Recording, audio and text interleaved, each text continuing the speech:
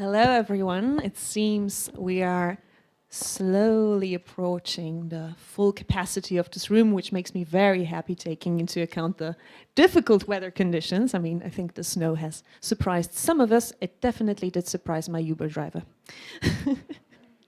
Hello, everybody. My name is Agata Gontarczyk. I am the head of the Europe and International Politics program at the Heinrich Böll Stiftung office here in Warsaw. And it is my pleasure to welcome you to today's panel, Insider Insights from the Polish Elections, How Women and Youth Powered a Progressive Win in Poland. I am glad we have gathered so numerously in this room today. On the 15th of October, people in Poland voted for change, making an end to an illiberal and Eurosceptic reign of Poland's Law and Justice Party. These national elections saw a record turnout of 74.38%, with an unprecedented number of women, 73.7%, and young people, 70.9%, heading to the ballot boxes. Especially the turnout in between the 18 and 29-year-olds was very surprising, since 4 years ago, less than 50% of the young people went to the ballot boxes. What were the catalysing issues that triggered such mobilization? And what role did the Green movement in particular play in shaping Poland's political landscape in that time?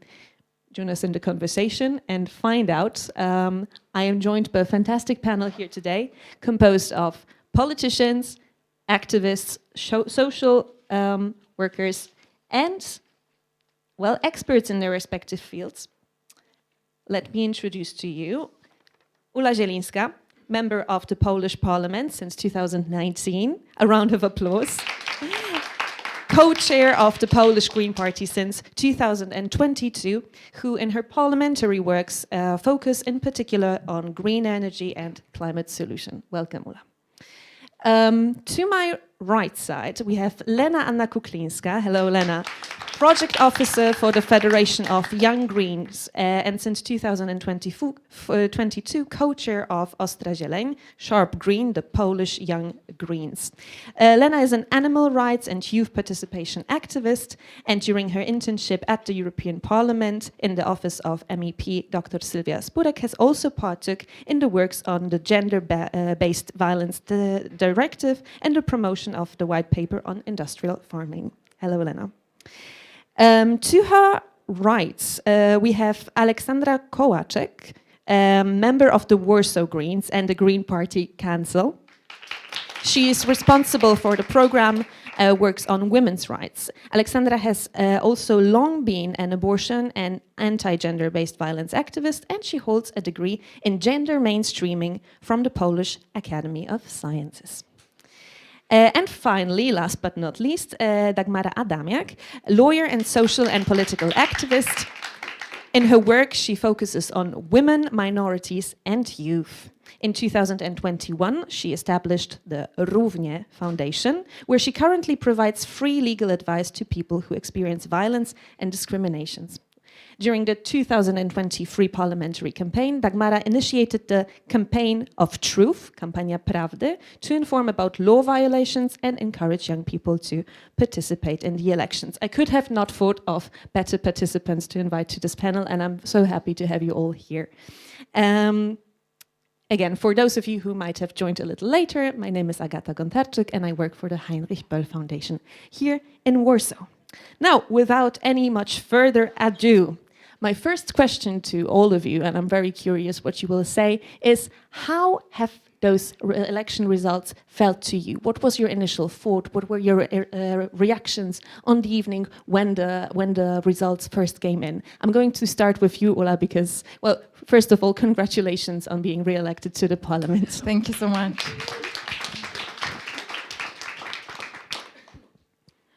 Well, let me start with a word on whether people before the elections were rather optimistic or rather pessimistic about the outcome. I have to say the mood was not so obvious in Poland. I had quite a few meetings with, different green friends from different countries a few weeks before of the final 15th of October, election day, and everyone was pretty skeptical, and political scientists were also quite skeptical. There was a real risk that one of the groups will, or potentially two of the opposition groups, were at risk of falling below the threshold. The thresholds in Poland are quite high, and the group we are part of, a coalition group we are part of as Greens, a civic coalition, was at some point almost campaigning for asking for people to vote for the other two groups as well, just so we don't lose them. Because everyone knew we need all of these people in parliament to have any chance for majority. And the scale, the governmental candidates, the Law and Justice majority party in power, the scale of misuse of public funds there was in the campaign was just overwhelming for everyone. There were governmental picnics arranged, every weekend in small towns and villages. There was this huge, humongous social media campaign. Whichever website you went in, you got very micro-targeted adverts everywhere saying, us, Law and Justice, we did this for you in your village, in your street. We built the school, we built the this and this cultural center, we gave you a gym, blah, blah, blah, vote for us. Basically, it was overwhelming. So we were really not sure about the outcome at all. And then how it felt, for me, it was a kind of a feeling I had as a child back then, around 1989. I literally felt I couldn't be any happier. I thought, well, I'm in politics, but I could just as well, retire from politics and just enjoy this moment. And then I realized, no, I've got shitload to do still on green topics, but so I shouldn't. But and literally this week, Monday, Tuesday, we had a first parliamentary sitting. I couldn't help but just smile all 2 days. Like I could not, wipe up the smile off my face, even though I know it will be difficult. I know there is so much mess to clear. I know that coalition government will be very difficult because it's many parties involved. But I don't care. I mean, democracy is back. I mean, it will be back. So it just felt like an overwhelming joy. Nothing else matters. It happened. We're not having a third term of a party that just doesn't care about constitution, doesn't care about constitutional tribunal, justice system, division of powers. We will have it back. So an overwhelming joy. I'm so glad to hear that. It seems like you're full of hope and full of energy. And I can only keep my fingers crossed that this continues until, the work that you already have mentioned really, really starts. And I can absolutely sympathize with the sense of relief that you just explained. I knew I was invested in the elections, but only it was when the results come in, I was like a huge weight dropped off my shoulders because suddenly you see the opportunity for change. Lena, do you share this sentiment? Was the realization for you that there's going to be a lot of work as quick as it was with Ulla, or how did that look for you? So to be honest, I am an optimist, and it's very easy for me to set my expectations very high. But then with time, I learned that it's better to lower your expectations and not to get too disappointed, but also that it's just, to be a reasonable optimist. And then I always have this gut feeling that if I want something too much, it won't happen, so I should not count on it so much. And this was the same thing with these elections, where, of course, there was a possibility that we would get the result we want. But it seems surreal. After so many years, my whole adulthood, Law and Justice, peace, was in power, has been in power. And it just felt surreal to suddenly have a different government, not have all these issues with democracy and this sort of style of politics that we sadly grew accustomed to in Poland for the 8 years.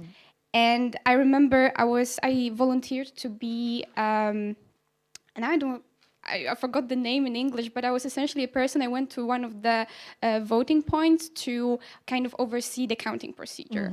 So I went there, and I remember I got there, and there were too many of these people. Actually, I went to this small village somewhere in Pomerania, and there were too many of these people. So I just sat down with my book, and I was just waiting for 9 p.m. for the results.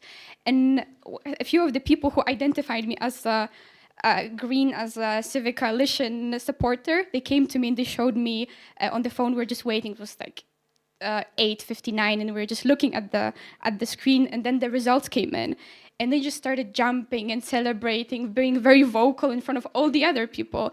And I was just sitting there, being like, I don't understand what's happening. This is not possible because we wanted it so much. Why did we get it?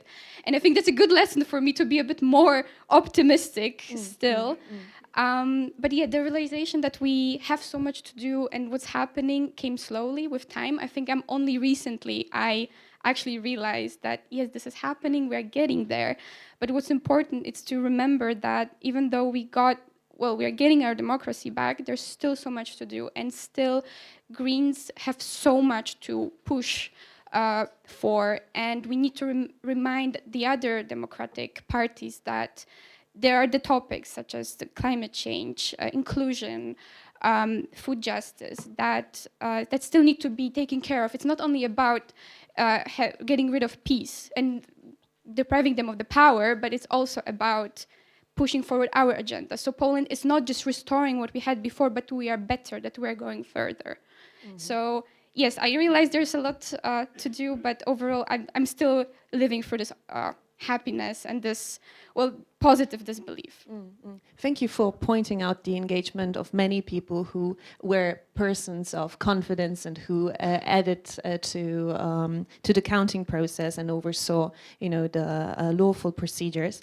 I absolutely share your optimism, even though, we should probably approach some issues with caution, of course, because there's many interests within the current coalition to be combined. But nevertheless, I would like to ask you, Alexandra, have you perhaps been also planning for a different outcome of the elections in your work? Can you tell us a little bit about how this journey towards the progressive win has felt for you in the past couple of months? Yes, thanks.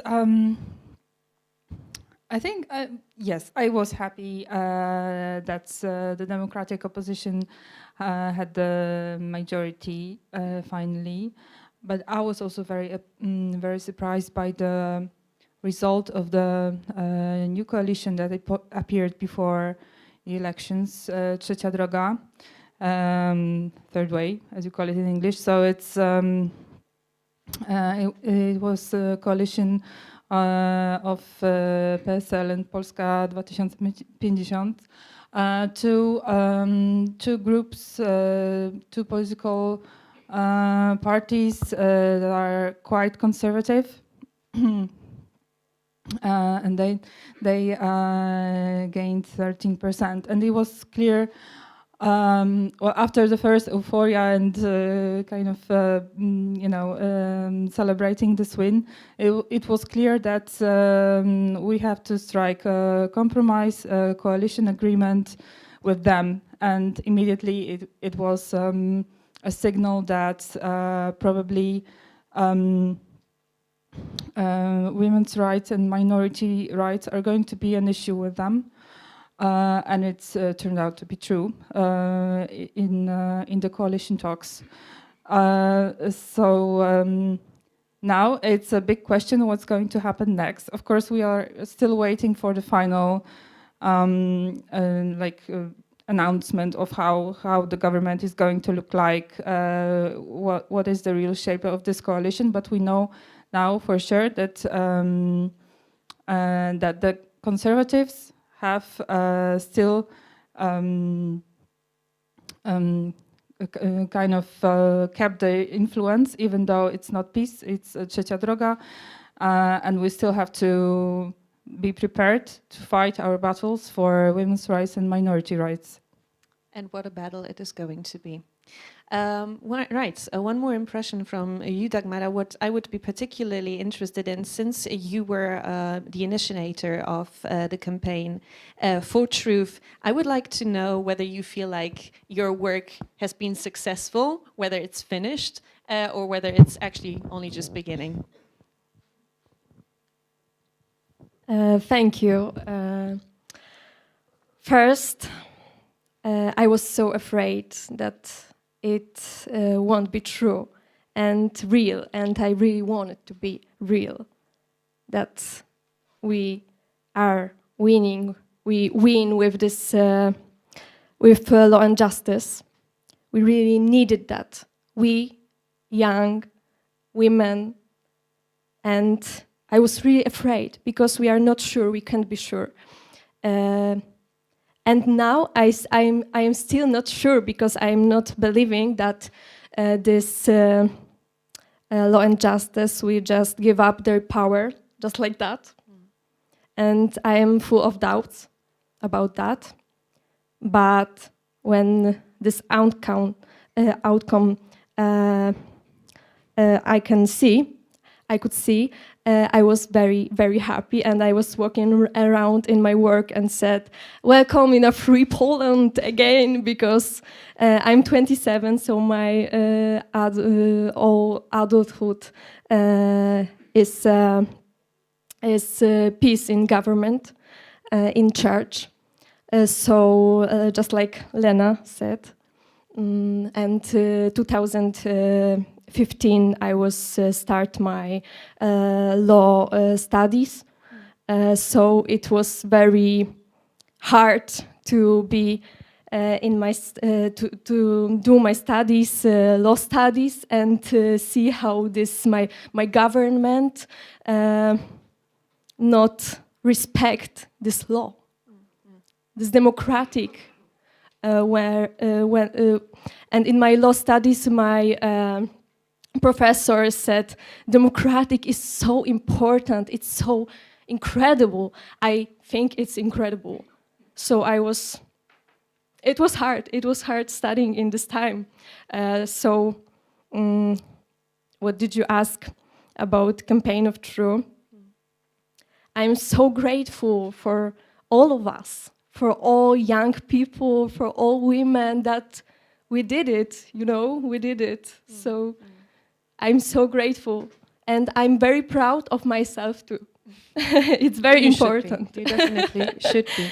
Thank you. Yeah, I understand what you mean. I mean, it's very discouraging to grow up in a society where apparently you are being targeted, that your rights are being taken away. And I mean, we are roughly the same age, the three of us. So I also, when I was studying university, my hopes were very high, for our future, perhaps in politics or something like that. And then suddenly you realize, oh, perhaps this is not necessarily, the environment I want to be in, or perhaps there's different ways I can approach this.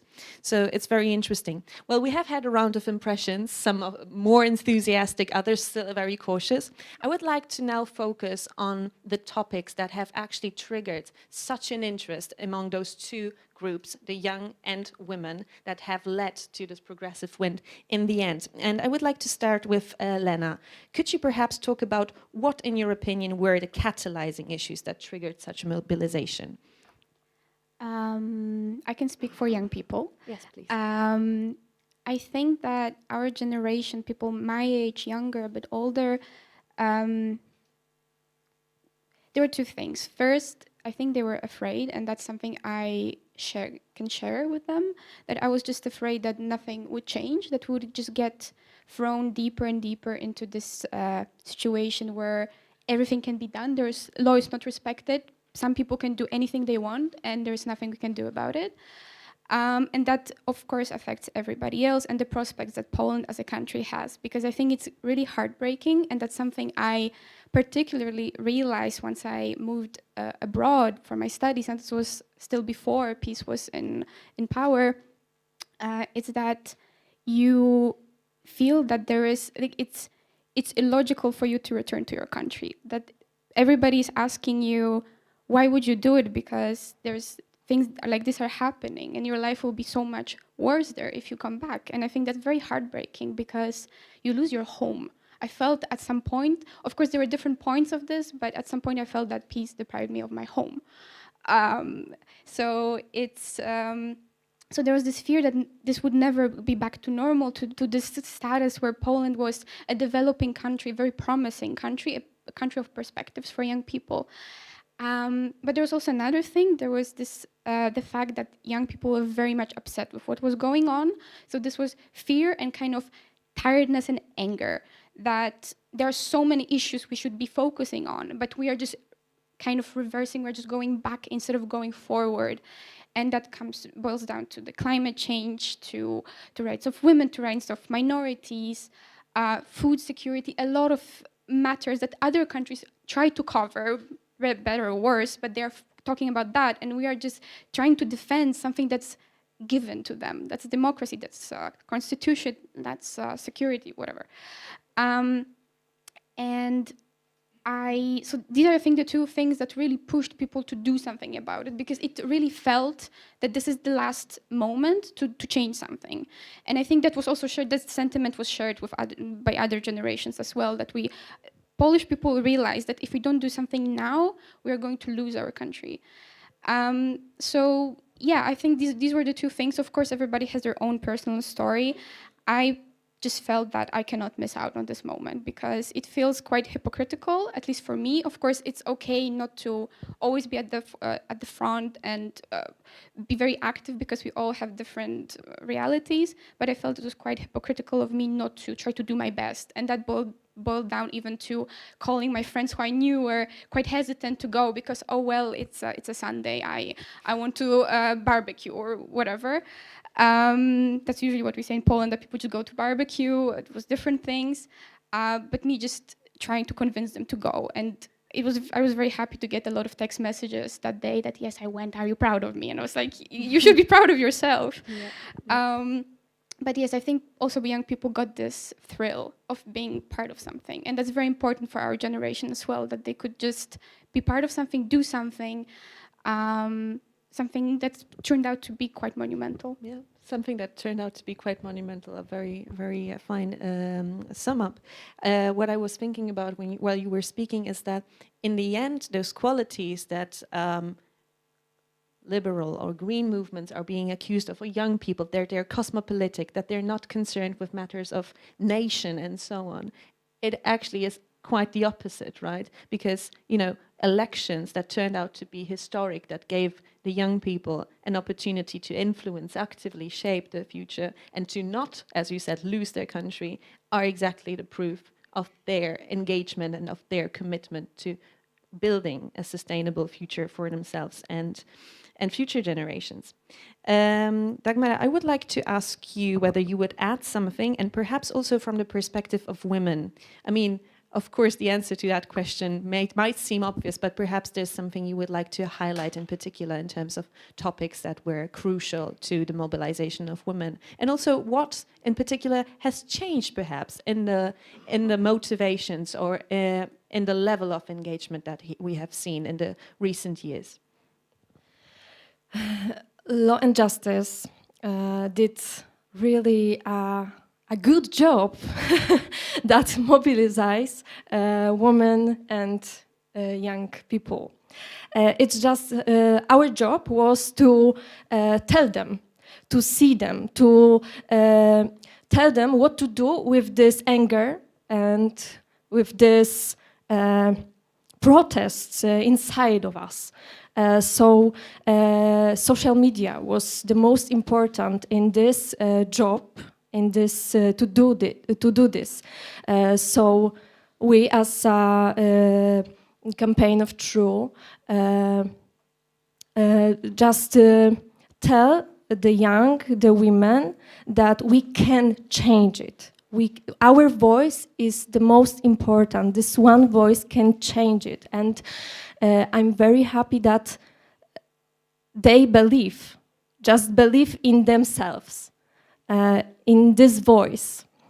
So I think it was the most important to tell them what they can do, and to tell them your voice can change, and we did it. So that's really great.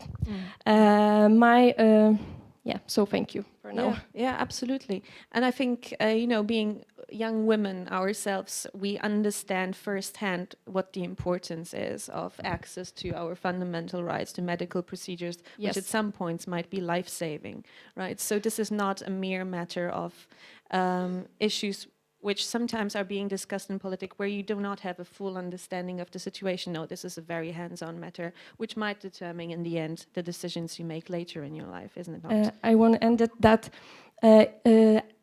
the end of this government started in women's strike.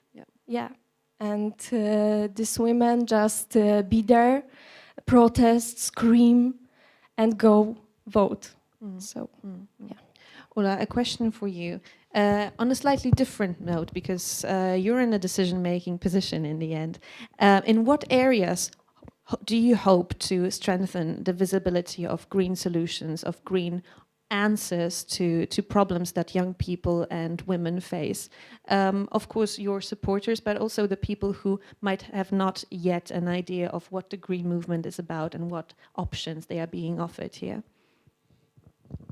We have a lot to do in every aspect of climate, environment, energy transition. We all went backwards basically over the last years. We weren't particularly forward to start with in 2015. Poland was nowhere in terms of energy transition. Our air was toxic, and basically in the last 8 years, something has happened mostly with, by private means. Basically, people who had money, they were able to buy technology and move forward, but the whole rest is still stuck and even went backwards, because actually today, if you think about the air quality, in Warsaw, we have probably one of the best air qualities in the whole country. When you leave Warsaw right now and go literally 25 kilometers, you can barely breathe. And that's because the current still government used first COVID, and then they used the war in Ukraine to take down almost all pollution thresholds and basically say, well, let's take a break from this. And you can basically burn and heat your home with anything you want, except for the car tires.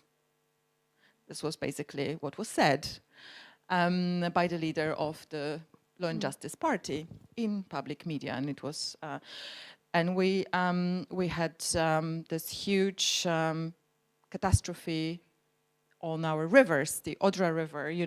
We had tons of dead fish flowing, and nothing has changed since. So this could happen again.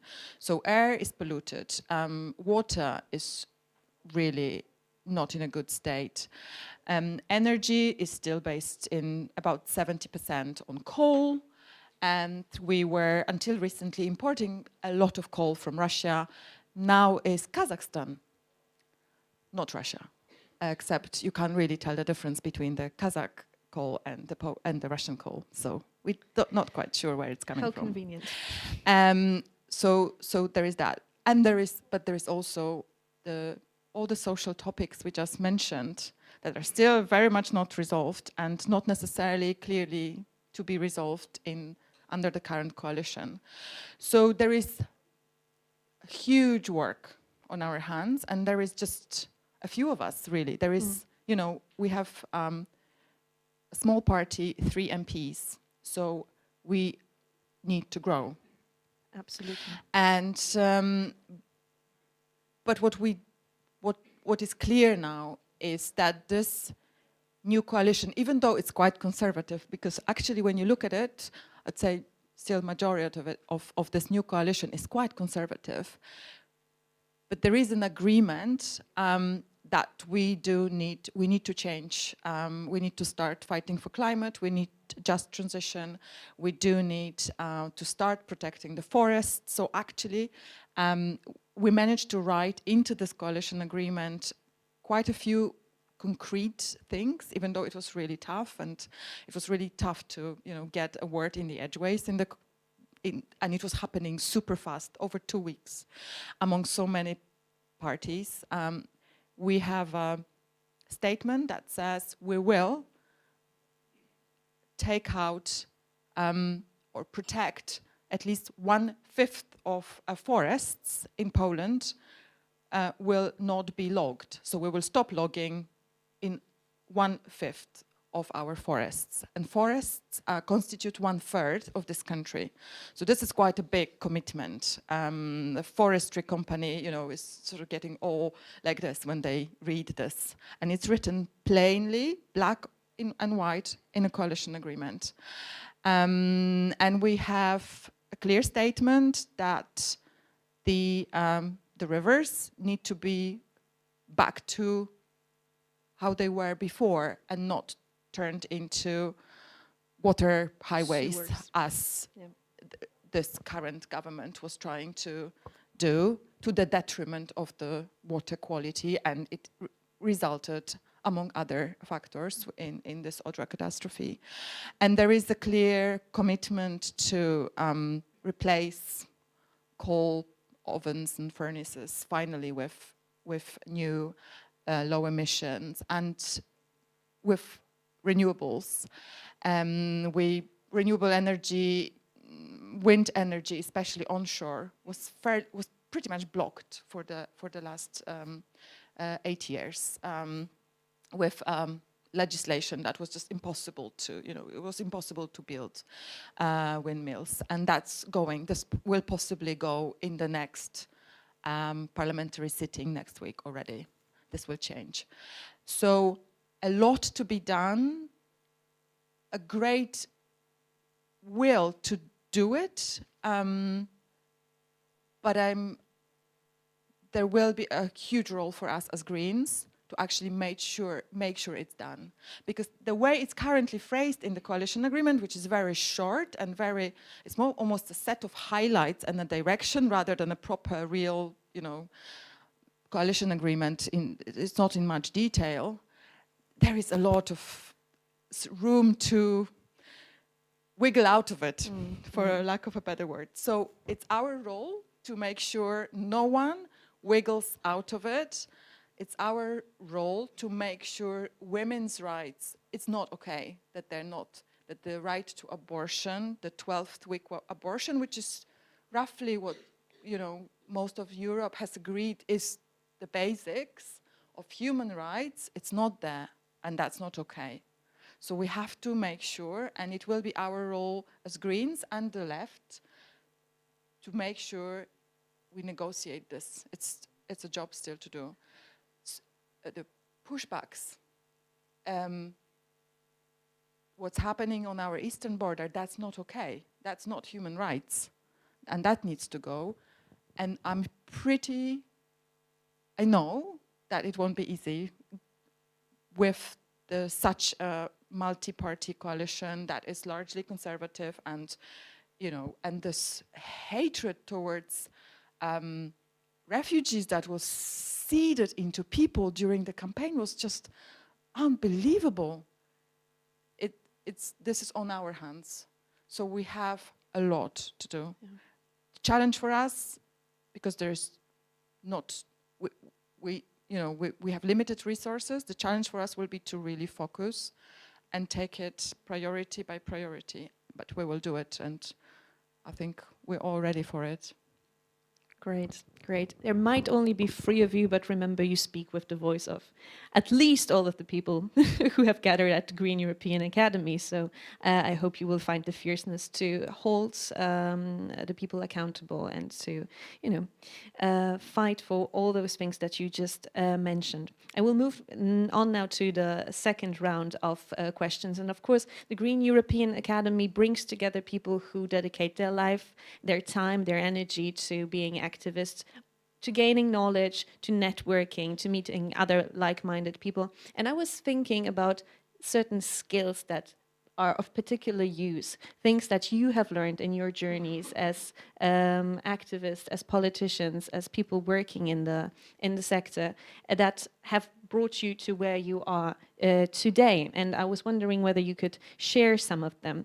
But first of all, I would like to ask Alexandra, what do you consider to be the Greens movement's strongest armor when it comes to the challenges that young people face today, also women? And are there perhaps options that we are offering, I dare say that other political options can't?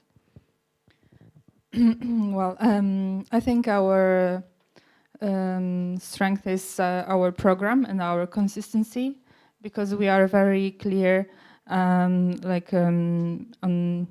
here in Poland, but also when it comes to European Greens, that we stand for women's rights, legal abortion, protecting LGBT people.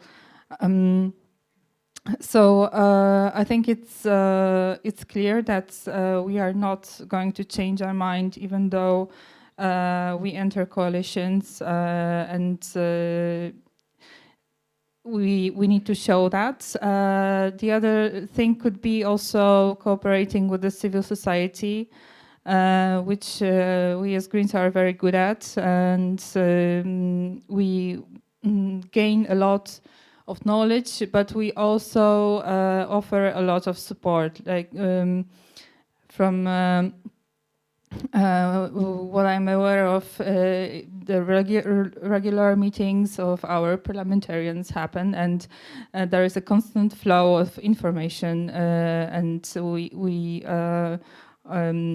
kind of think together how to achieve our goals when it comes to animal rights movement or women's rights movement or climate movement. It's like we are on one side, and we want to keep it that way. Emphasize that we are reliable. You can count on us, and we are not going anywhere. We are going to stand here, vote also according to our program always, and fight for our core values. Yeah, I think this is of particular value in times where you see changes in coalitions, in alliances constantly, and at some point you're confused, you don't know whom to trust anymore. So definitely a party with a strong moral bone is something that is very much missed those past years.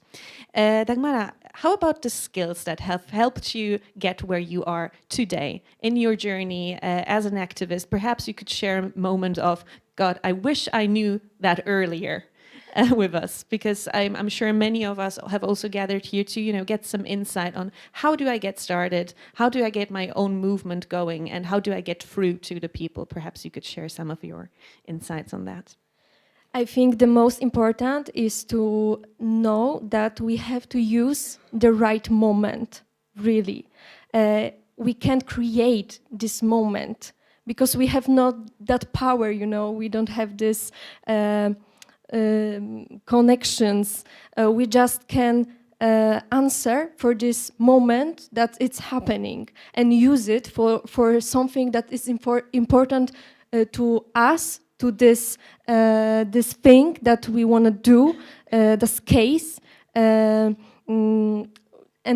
this when we know that this is the moment, because sometimes you have to feel it, you have to feel that this is the right moment, that we have to do it. For example, it was like a few years ago, Jarosław Kaczyński said that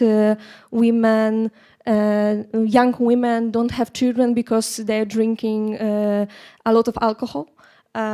So I sue Jarosław Kaczyński, just myself as 26 then years old woman, just me, I sued him, and actually just a few months before elections it came out.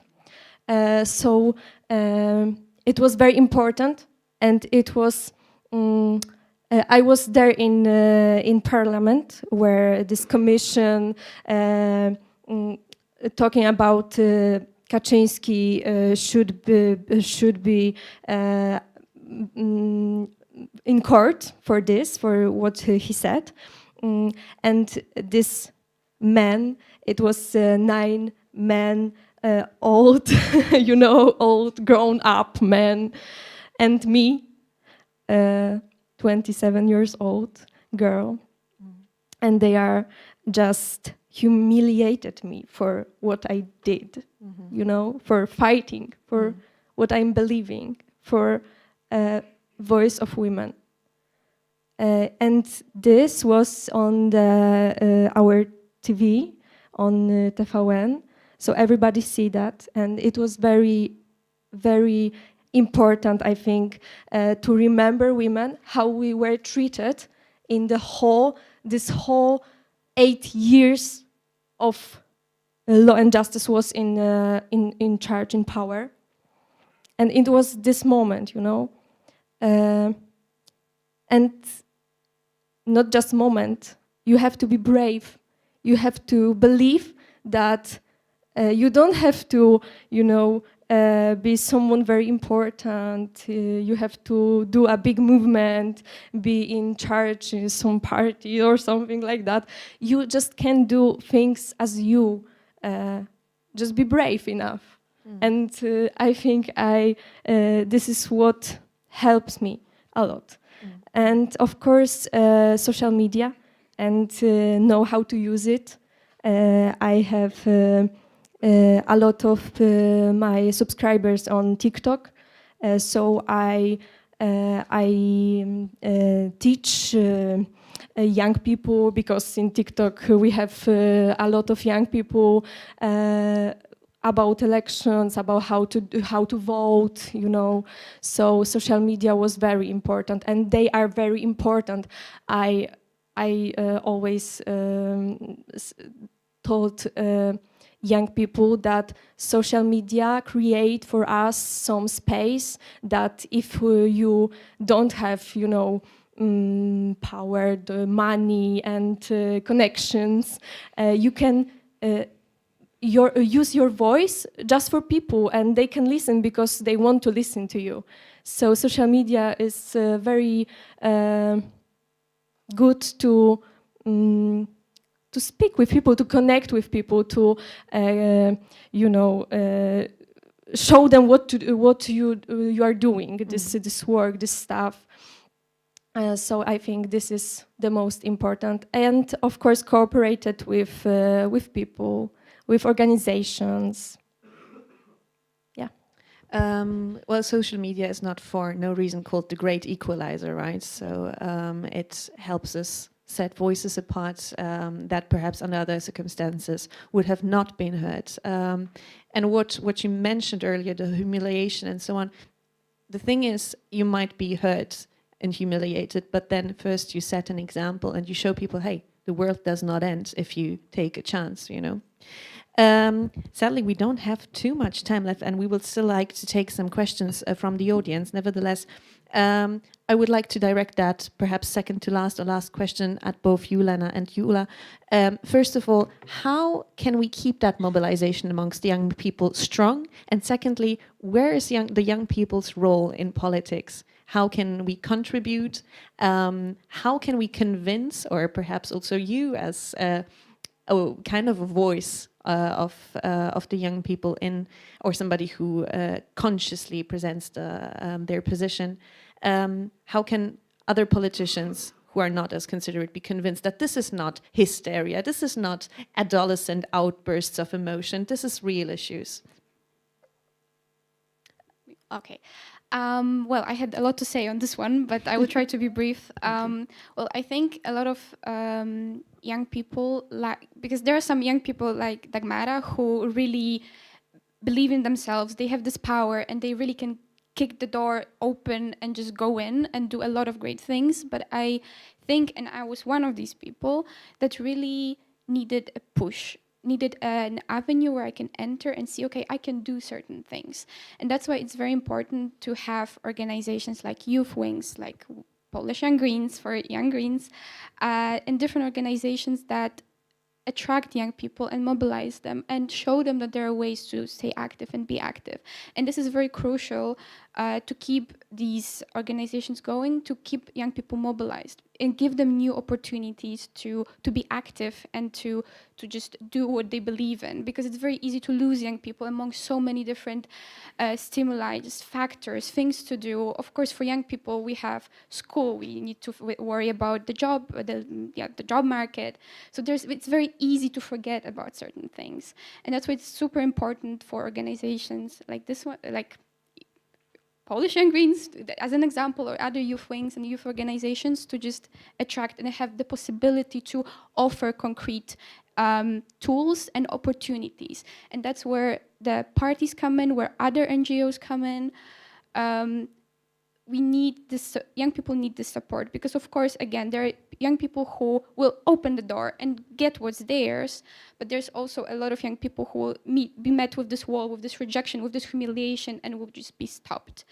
And of course, it's not about giving young people everything on a plate and be like, hey, be here, but it's about being treated like partners, giving these opportunities and seeing that there is a reward that young people bring with it. We bring some perspectives, we bring knowledge, we bring new, fresh ideas and motivation. Young people, first of all, are incredibly optimistic and are eager to do. We showed that with these elections, that we are eager to do. We just need to have an anchor most of the time and just have an avenue to grow and to be mobilized and continue doing.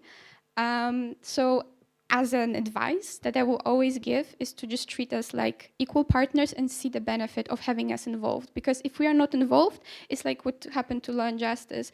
They underappreciated certain groups, young people, women, and they lost. And that's what happens if you exclude groups of people from what you want to do. Thank you so much. Ola. What say you? I think it's there's two sides of two things at least that we need. On one side, in Poland, from young people, we need them to stop being disgusted by politics and think, if I want to change, to change something around me, I will join a non-governmental organization because they are pure and, you know, and nice, and this is where my values align 100%, and this is okay. But politics is dirty, disgusting, cynical, and I don't even consider going there. No, you have to go there to change it, because it will never change if you don't try it. Don't be there trying to make the change yourself. So, you know, be the change you want to see. I mean, you have to, as simple as that, because this is how our political system works. It's not governed by NGOs, it's supported by NGOs, but it's governed by the governments, and the governments come from political parties. And we struggle, I can tell you, after this election, after all the previous elections I have taken part, we struggle to find people to campaign and put themselves forward as candidates, for all the good reasons, because it's really tough, as Dagmara has found out, as many of our candidates have found out. Some are here in the, the room. As soon as you say something remotely a bit normal, modern, progressive, you say who you are, you get this whole right-wing, horrible backlash, propaganda media jumping on you, to your throat, and you're literally wanting to squash you. You have to have a certain resilience to put yourself through it. It's really tough. But we need to go there into the middle and try to change it. But what we do need as a political party and as organizations supporting political parties and working together, we need to create the support network for these people to be able to put themselves through it. Political campaigns are sadly still all about money. you have to have money actually to run. And, you know, in Central Eastern Europe, I think the problem is common, maybe less, maybe it's easier in Germany because the Green Party is big there, but in countries like Poland, all candidates have to pay for themselves. So they really have to save a lot of money and be prepared to lose it, to invest it in a campaign that may just not end with a mandate. And that's tough. And I'm really looking for how can we create a support for young people to actually be able to afford this, and then create a support network of groups and teams of people around them to help them through this really tough fight, which is a political campaign. So two things, we need them both, and that's something that we have to work out as Greens, as a green family, solutions, very concrete solutions, because on the other side, we have a very well-organized, super well-paid, very far-right movements. They're not always visible on the surface, but they're really, the money is flowing, investment is flowing into people who are doing to our countries what these people have done to our country. And we need an equally strong networks to fight against that. Yeah. I feel like now we're getting to the really good and interesting stuff, but maybe I will not take away. Perhaps we can take 2 free questions from the room. I can already see a hand, 1, 2, and could I have another one? 1, somewhere there, 2, 3. All right? Thank you so much to the mic runner. The lady in the dark, well, you found her. Hello, yeah, it's Agatha from Generation Climate Europe. I have 2 questions. Thank you so much for your interventions. One is on the European Parliament elections. So we have seen in the past that in some countries, when we do have a certain perspective from the voters on one side, that changes towards the European Parliament elections, particularly those that are closer towards the European Parliament elections. Those are around half a year. I'm curious what your thoughts are on making sure that we continue with that developments, continue with mobilizing more people, mobilizing more people to particularly vote for more progressive candidates. And the second question is around what we saw in terms of the results, particularly among young people. These were the most polarized results, with young women voting for, a majority of young women voting for the left party, majority of young men voting for the far right party. That's a very dangerous situation that we're in, not only now, but also in the future. And I'll be curious to know what your thoughts are on how we can depolarize the society that we're in the context of Poland, but also in the wider context of the European discussions. Thank you. Thank you so much. I think we're going to collect the questions to make it quicker. The gentleman in the white shirt. Thanks. Hey, thanks. Jonas from Lithuania. Big congratulations again to getting democracy back in your country. And my question is very similar with the questions that were presented.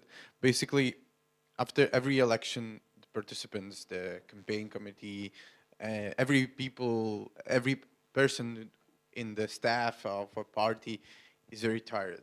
And in the perspective of the future, it seems that there will be no time to be tired, because the upcoming elections of European Parliament are like knocking on the door. And what's like the actual perspective? What are your goals, and what are the ways that you will continue to reach them? Because from personal experience, I know that people get tired, and especially after these kind of elections where you have to fight and punch and be very resilient, because it takes a lot of courage to do this, and this resilience is not unlimited. So my question is, how do you see yourself in the future months till the European elections, and maybe after that? Thank you so much. And I think we had another question here in the front. Thanks.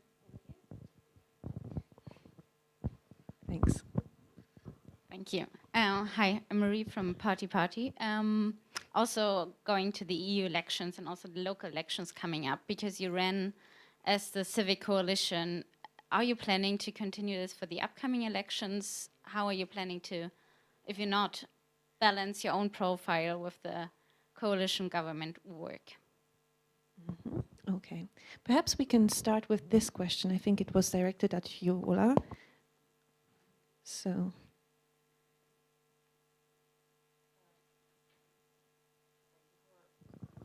Can you hear me? Yeah. Thank you for the questions. Good questions. Tough questions.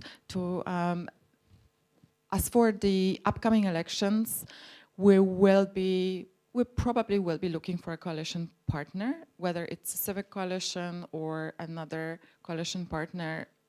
We don't know yet. But it would make sense. We're all about, the reason why we managed to have a majority now is because we work together. So I think for the upcoming election, we need to work together. After that, we need to stand on our own feet and always be prepared for independent start. And I think this is my target. In my mind, in 2027 parliamentary elections, Greens will be running as Greens, unless there is a real national need to team up again. But that will be the choice we'll make. But the aim will be, Greens have to be seen under their own label, because we need to build this, our name, our label, and we need to make sure people know about us. And this is the biggest and first #1 barrier in Poland for Greens to be elected. There is still quite a lot of people who don't know Greens exist or don't know their leaders. So that's just a very, very basic job we need to work on. Thank you. I think this connects pretty well to the first question we had, which basically is how do we create more momentum for liberal parties in Poland, in Europe altogether? Is somebody up for that question? Yes, I hope I remember the question correctly, because there's a lot of information. But on European elections, something that the youth is doing in Europe for the European elections is very interesting. I have the pleasure of working on that. Is the Federation of Young European Greens is creating its own campaign, of course, where we educate on certain topics that are important for us and lobby in a way, but we're also creating a program for young candidates to support them in their respective countries. And that's bound with training, that's about giving them ideas for their campaigns, for their merchandise, for everything they need, and just creating a group of support to make sure that they also, and that maybe connects to the second question, that they are not tired and feeling lonely in this. This is something that Ula mentioned as well, and something I alluded to. Young people, but any candidate, but young people in particular need extra support to just go through it and just really build this resilience.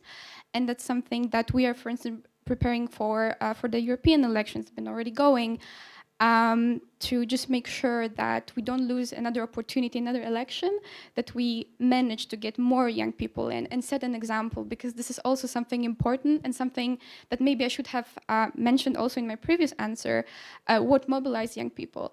I feel that in Poland, but also in Europe in general, we see an increasing trend to include young people. I think in Poland, in these elections, young candidates were more visible than before, and that also motivated young people to go and vote and to be interested in politics, because they finally saw themselves in politics.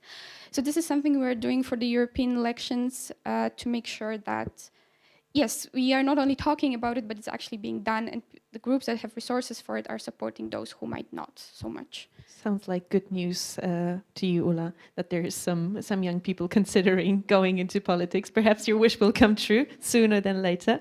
Okay, and one last question that I could perhaps share between you two, Dagmara and Alexandra. What can we do to diminish polarization within society? Because this is a trend that we have been observing for years now, where access to media is being leveraged, where disparities are being enhanced on purpose in order to maintain a situation of, confusion and misunderstanding that is being then used in order to mobilize political engagement against somebody and against ideas, not for something very destructively. Okay, so my first idea, and it's also what we are talking a lot with the Greens, is education.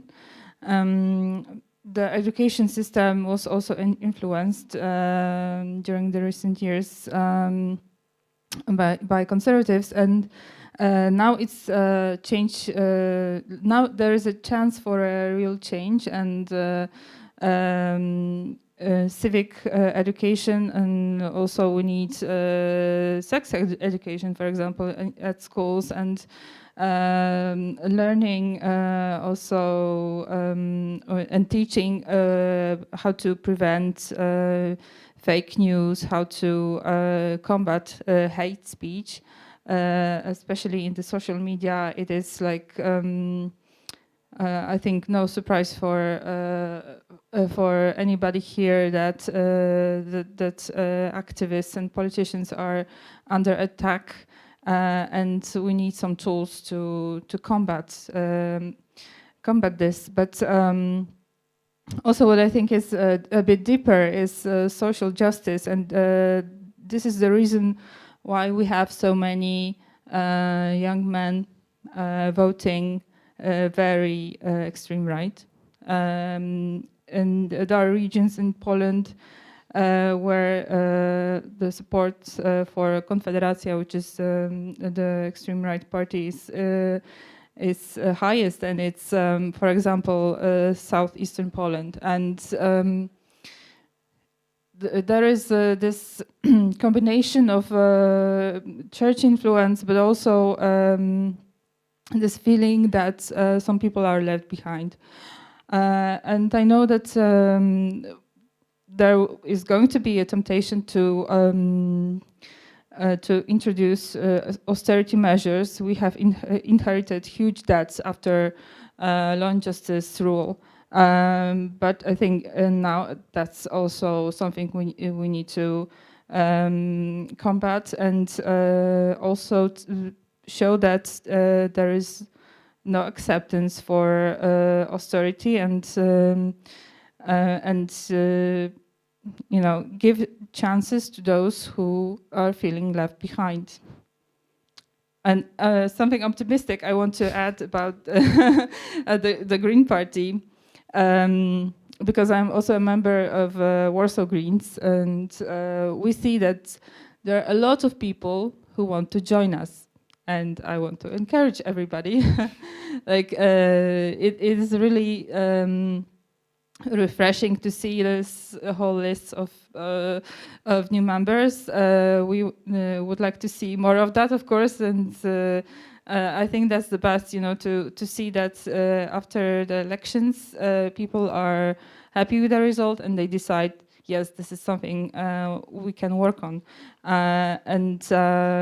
Yeah, so the new members, but also we are trying to take care of the members who are already there. And this kind of event, for example, is, I think, really great. And I'm really grateful to the organizers that we have a chance like that in Warsaw to meet and to also see that we are not alone, that those are common struggles all over Europe, all over the world, and kind of, you know, unite in this fight with others. So it gives us strength, and I hope that also new members.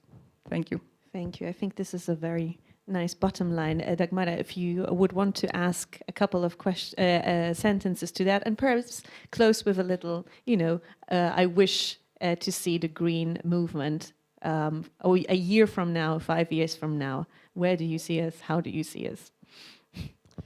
I want to say just a little bit about this polarization. Yes, please. It's very hard work to change that, this polarization about men and women. And I think actually we can connect these two questions, because I think it will be our job to find answer for this next 5 years, and unfortunately I think it will be last more to find this answer. And unfortunately I think it won't be easy, and it will be more polarization. But now, after these elections, I think we should, as a Greens,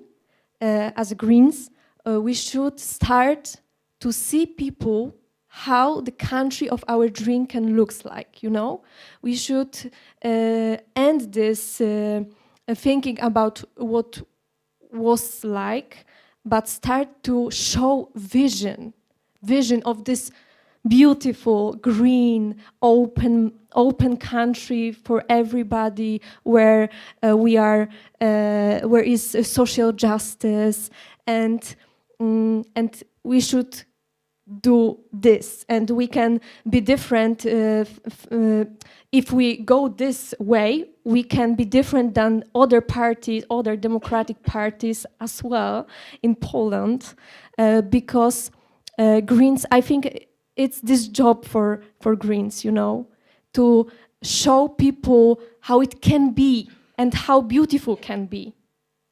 And I wanted to do that, you know, to show people, show young people, show women that we can do it differently, without this toxic hierarchy, without this hate. Yeah, so Wonderful. do it. I think that deserves a round of applause, also as a beautiful finish to our conversation. Thank you so much.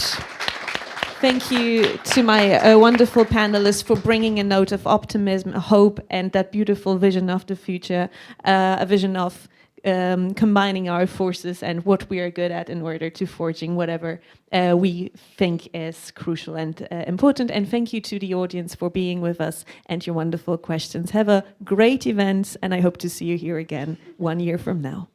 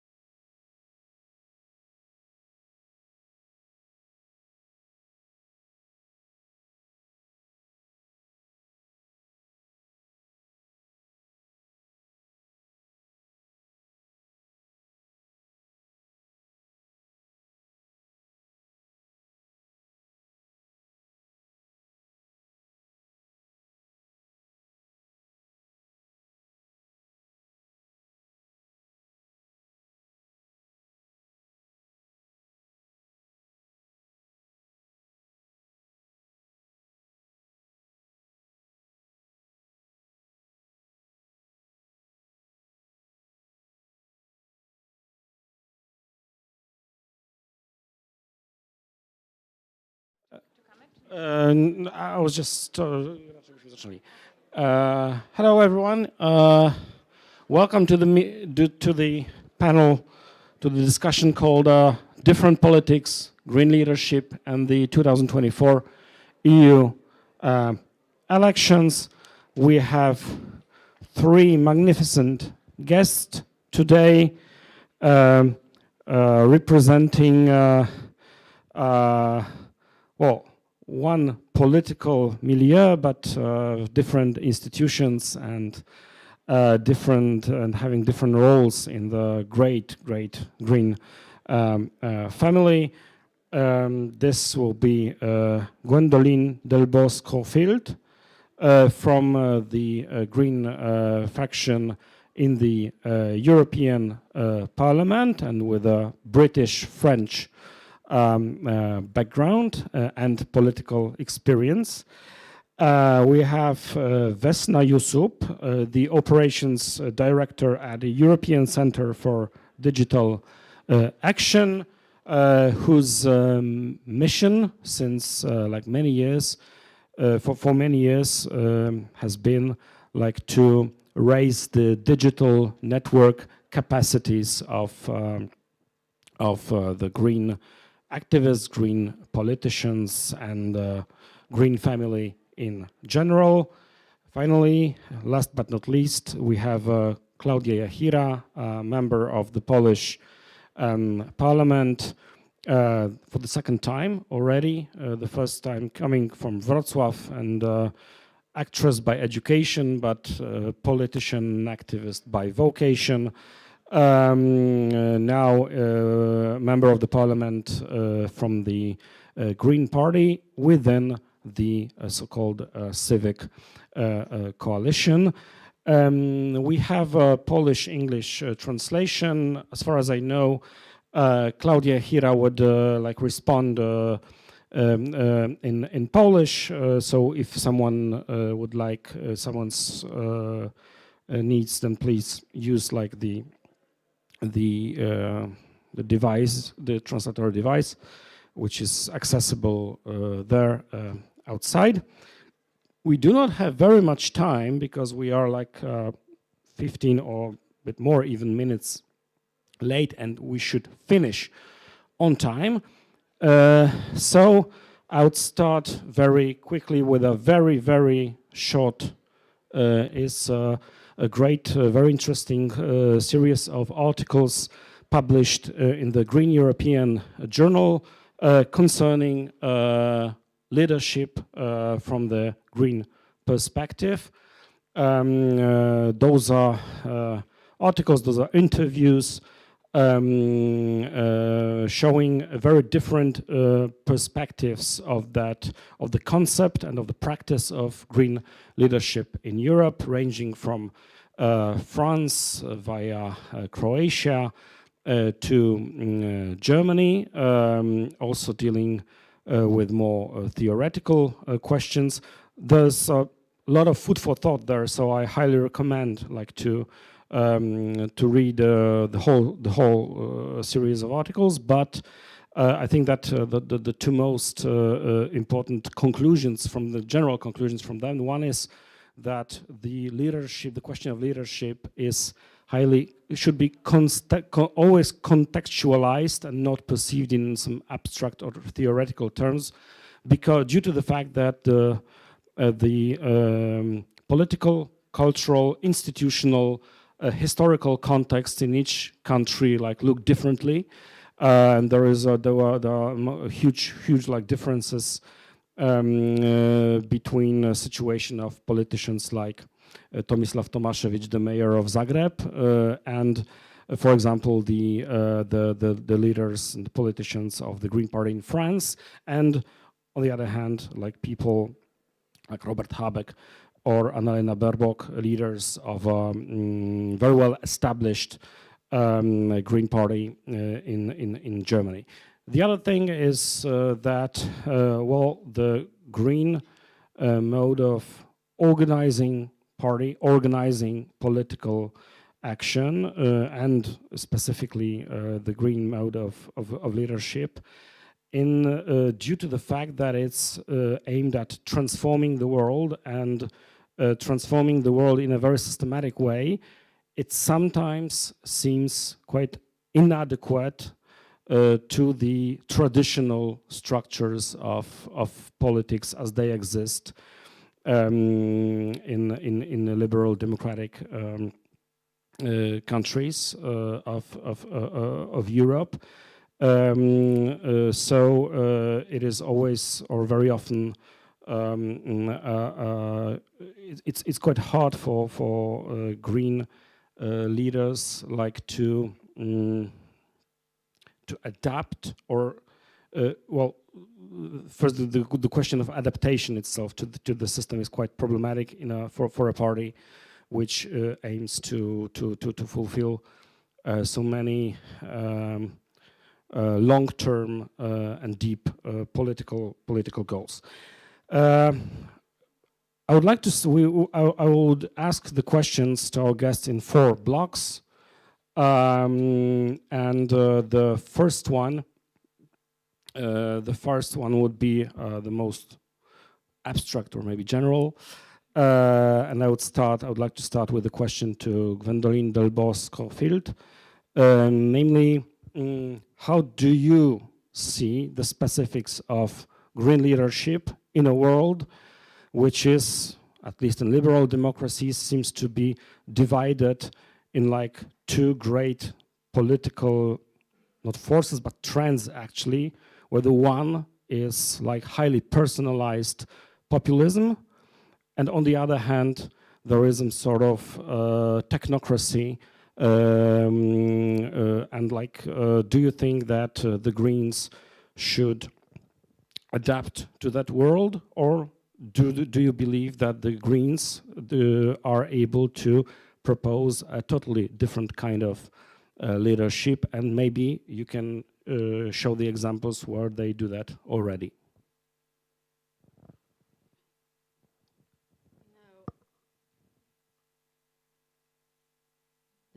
Yes. No, I'm not of those that think that the day the Greens... I'm going to take out the Polish translation in my ears. No, I'm not of those that think that the Greens have to have a radical way of doing it, and that they are going to change radically things either. I think that it's not true, for example, that there have not been some honest true politicians in years before the Greens arrived. We are very much focused on anti-corruption and integrity, and we should go on doing that, but there were others before us, to be very honest. And I don't think also that, you know, before us it was all bad and we are going to be all good. We make a lot of mistakes too. So no, I don't think so. I do think that and also it really, as you said, depends really on the countries. I mean, I come from a country where the presidential system means that it was more difficult than in others for Greens, not only because a presidential system and a constituency 2-round system, one person candidate are systems that don't help having more newcomers to come in politics, difference to the Germans that have this proportionality system and all this, but also because, of course, our more participative, more citizen-based and more democratic ways of doing was less adapted to that sort of system. So it is true that it is more difficult for us in certain contexts. But I just think that the Greens came with new ideas, and it had been a century where you had indeed already established parties, and we just had to do our way now. I'm going to be a bit nasty with ourselves, but I do think that today we don't have that many excuses when we don't manage, honestly. I think that we've gone through the big decades where our ideas were not out there, it was difficult to come in and all this. I think that today, often we're not at the level ourselves indeed. We're not professional enough, we're not hard workers sometimes enough. Once we get into politics, we are very hard workers, but campaign and all this, it's not that. I mean, the left people are very good at going around everywhere and all this. So that's when to go to power. And once we're in power, I think we manage very well, but we are indeed today the ones that everyone wants to hate. So we will be at the center of all the attacks coming from the left and coming from the right. And this is true for our mayors. I think that all of our mayors in different cities have seen that when they try to do a change in urban planning, when they try to kick out the cars and all of this, they will have everyone against them and not only the right wing. So that is true, that today to keep the power once you're in place, because what we are trying to do is so difficult, we do have everyone against us, and because we're also the newcomers. And in a lot of country, people were used to, the alternative between right and left, and then there's these new people around. But I don't think that we are inadapted to power at all, like it's been, and to leadership, like it's often been said. But I do think that we should accept that we need to learn. And a lot of time we are proposing citizen-based people or people that had never managed other people, for example, and they become mayors or they become MEPs with a team or they become group president. So there's also maybe something that we are very, very, very, very forward on content. We have people that are very good at content. And basically, until a few years ago, and it's changing, we thought that managing people, having leadership, convincing a room, getting up and talking to people was not part of the training of a politician. I think that's the big thing. We need to understand that next to the topic, content work that we need to do, we also need to learn how to be indeed good in leadership.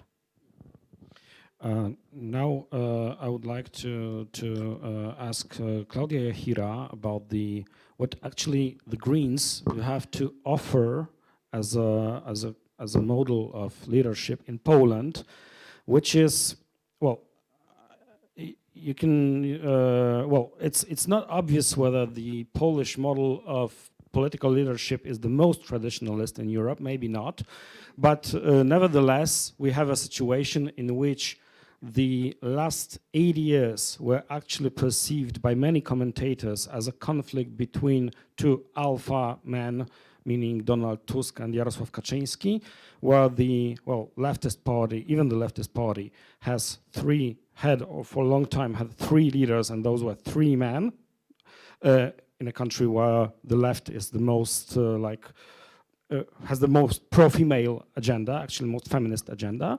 And when finally, after the elections, the coalition was forged between conservative, liberal, centrist and central leftist forces, then this coalition agreement, transparent for the first time, was actually signed by 5 men sitting behind sitting like in a hall where the first woman there was the lady who was bringing them the papers to be signed. So yeah, what do the Greens have to propose? What kind of leadership in a country with such a model of leadership that is dominating?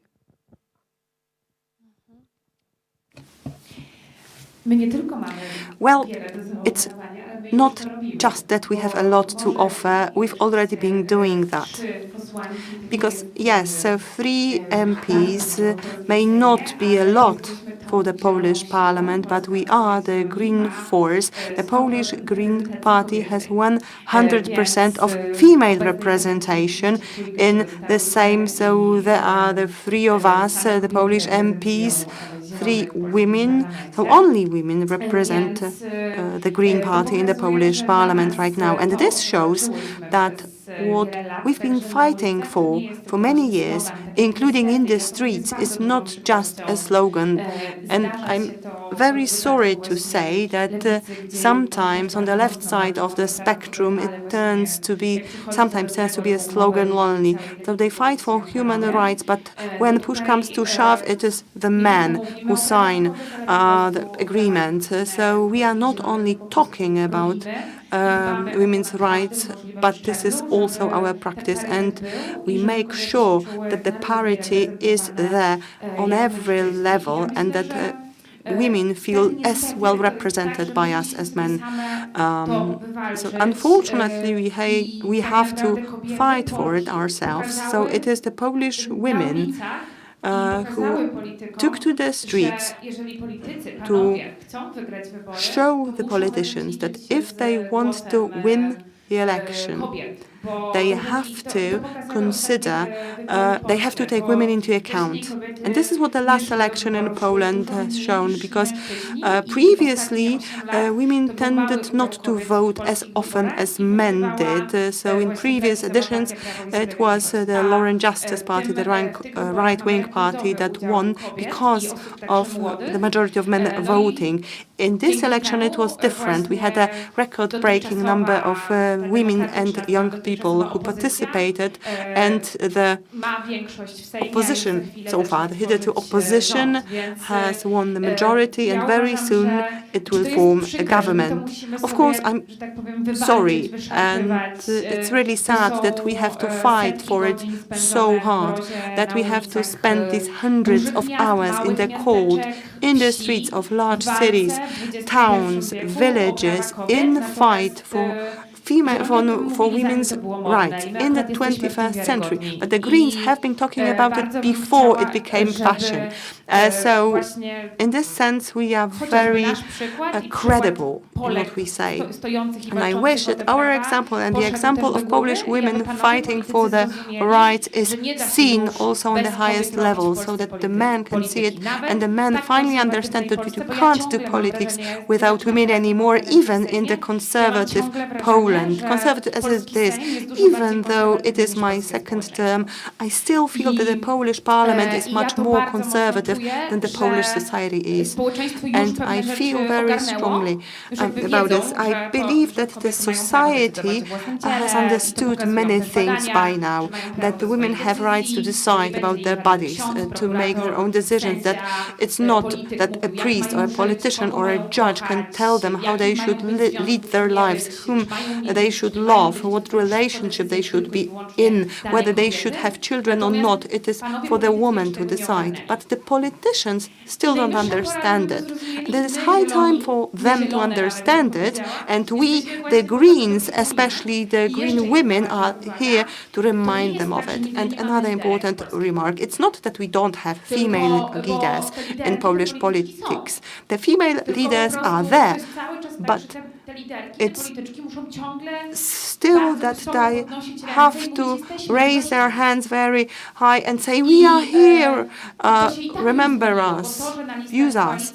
This has changed to a large extent. So the fact that on the candidates list of the Civic Coalition there was a parity, but it is due to the pressure that we've been applying, and thanks to the efforts of female politicians. So that's the only way. There is no alternative. We need to put a lot of pressure. We are here, and our voice will not be taken away from us. Interactions, welcome. Reaction and interactions, of course, welcome, of course. I'd like to ask Vesna Yusuf about the actually moving from what Claudia also said about the civic pressure, because the history of the Green family of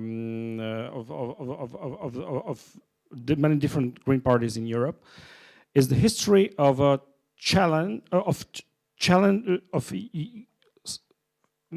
at the beginning minority groups challenging the old establishment. So like the Germany probably is the most obvious case, yeah, like you have like all those old parties, Christian Democrats, you have Social Democrats, Liberals, and then in the late 70s, early 80s come the Greens, who have totally different like mode of action, another kind of political organization,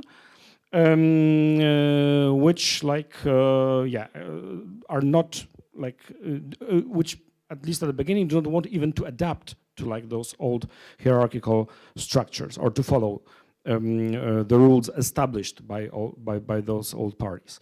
But of course, with the time and with the rising amount of people being, for example, in the parliaments, well, then they, so to say, become also those parties, those groups, also become part of the establishment.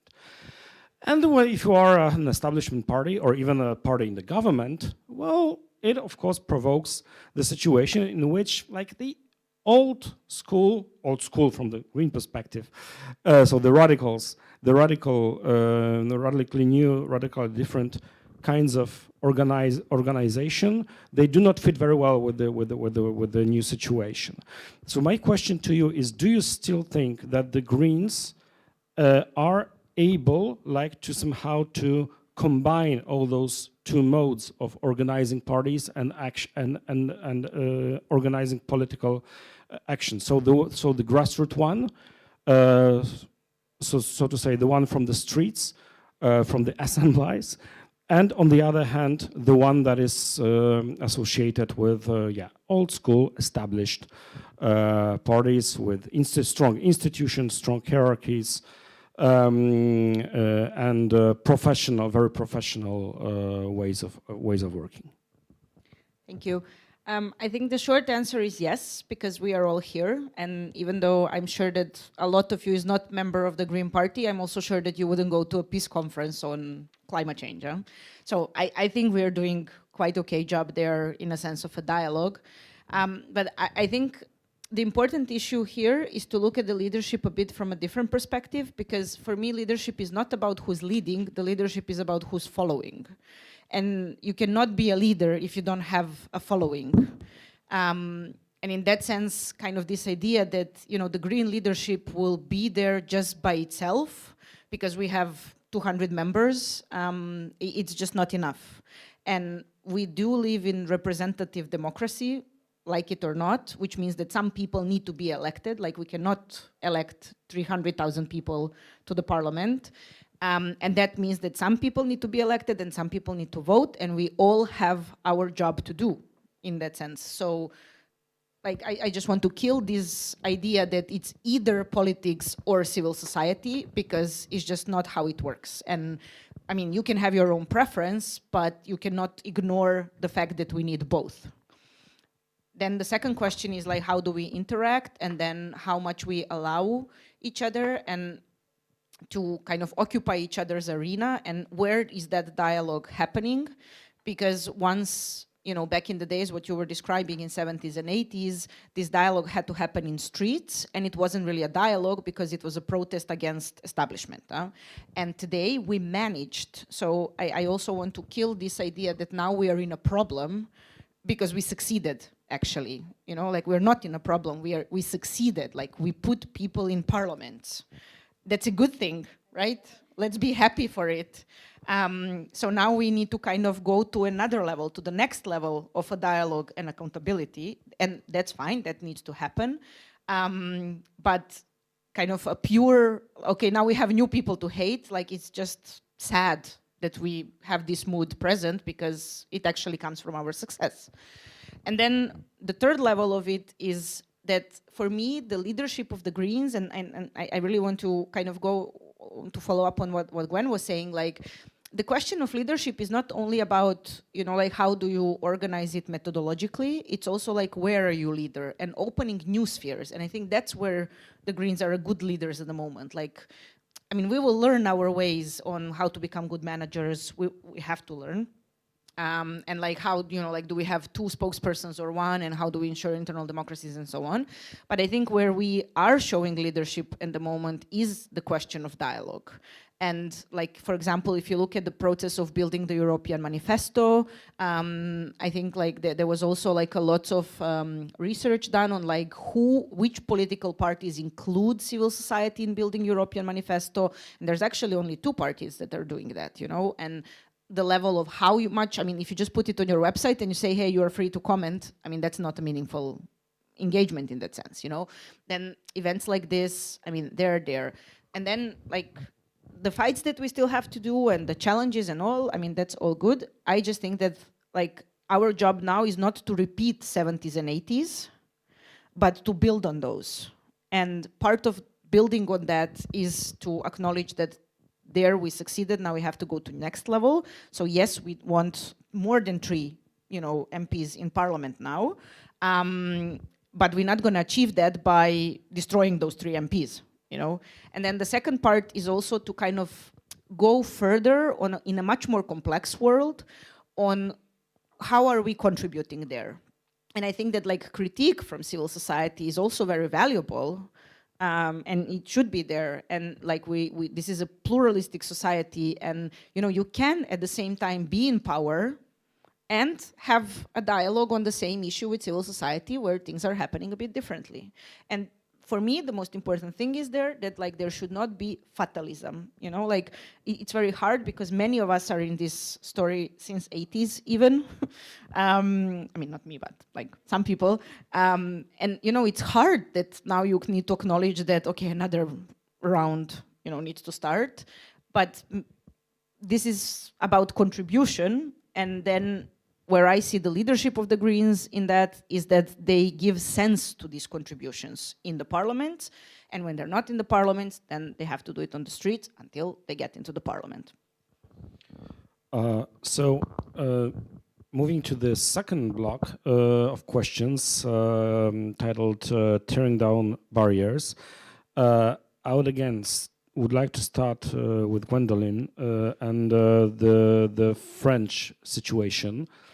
Because Vesna told us about, focused on the case where we have, as was my question actually, on the case where the Green Party becomes, in a way, a victim of its own success, in some respects. And this is the German case, when the Greens become part of the establishment, and some commentators would even say that they are the most established part of the establishment. So like bourgeoisie and so on. But I would like to ask about the French context, because you said something like that if we come to power, then we are quite good at it. And you said, you spoke a lot about learning different things. But I think we know that the best kind of learning is learning by doing. So can you elaborate a bit more? Where, and we know where do Green politicians learn politics, like in Germany, and where do they learn politics in France, like in a country where you have the presidential system? Well, it is much harder, to become part, for example, of the state machinery. Where can you learn those things that are needed?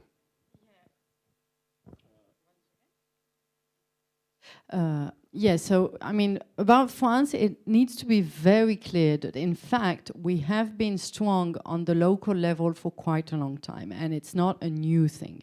We've had local councillors for a long time. We've had regional councillors for a long time, and the national level has been hugely difficult to get in, because, as I said, it's a political system that. No, it's not as worse as the UK one, but it's still very difficult. No proportionality on the national level in any elections. So that's where we always had difficulties. We basically had every time to do deals, but like you did in Poland, I mean, we had to do deals with the Socialist Party in France to get our first MPs and senators. It didn't go very well. Then we didn't have anyone anymore. This time we did it in another context that you probably have heard of, which was a gathering of the left forces from the very left, from Mélenchon to the socialists, called la NUPES.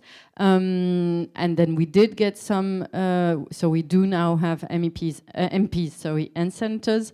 But on the local level, where you do have proportionality, we got there much earlier, like on the European level, where you do have proportionality. And we've had members of the European Parliament for a long time, which also always showed what we really represented in the electorate.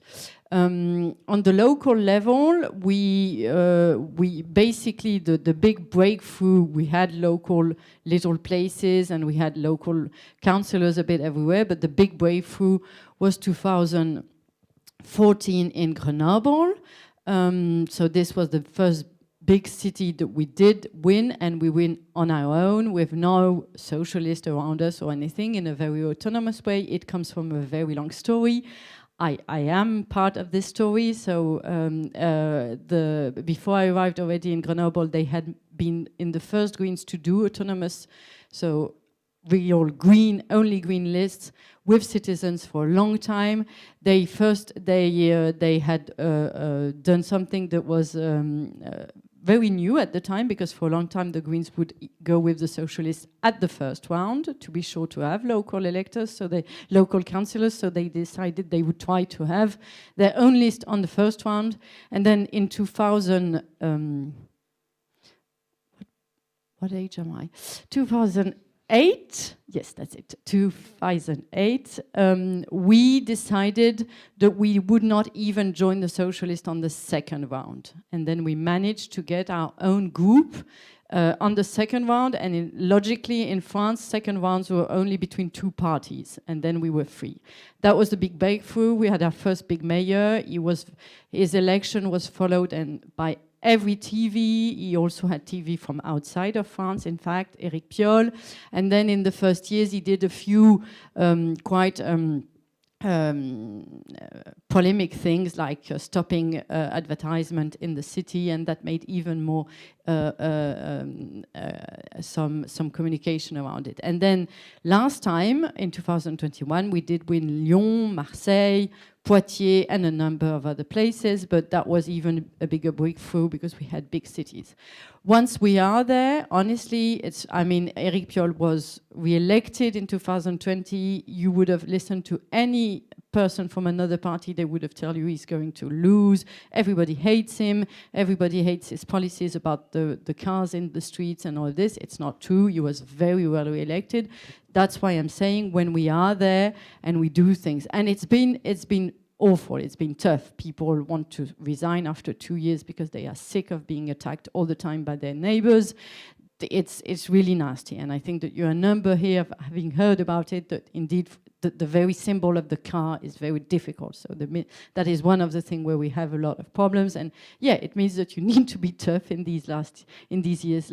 I also think that we should remember when, for example, in the Western context, socialists arrived at power, it was also very, very difficult for them. So the newcomers have always got it. That was years and years ago. But so yeah, we're getting good at it. Now we are in national parliaments.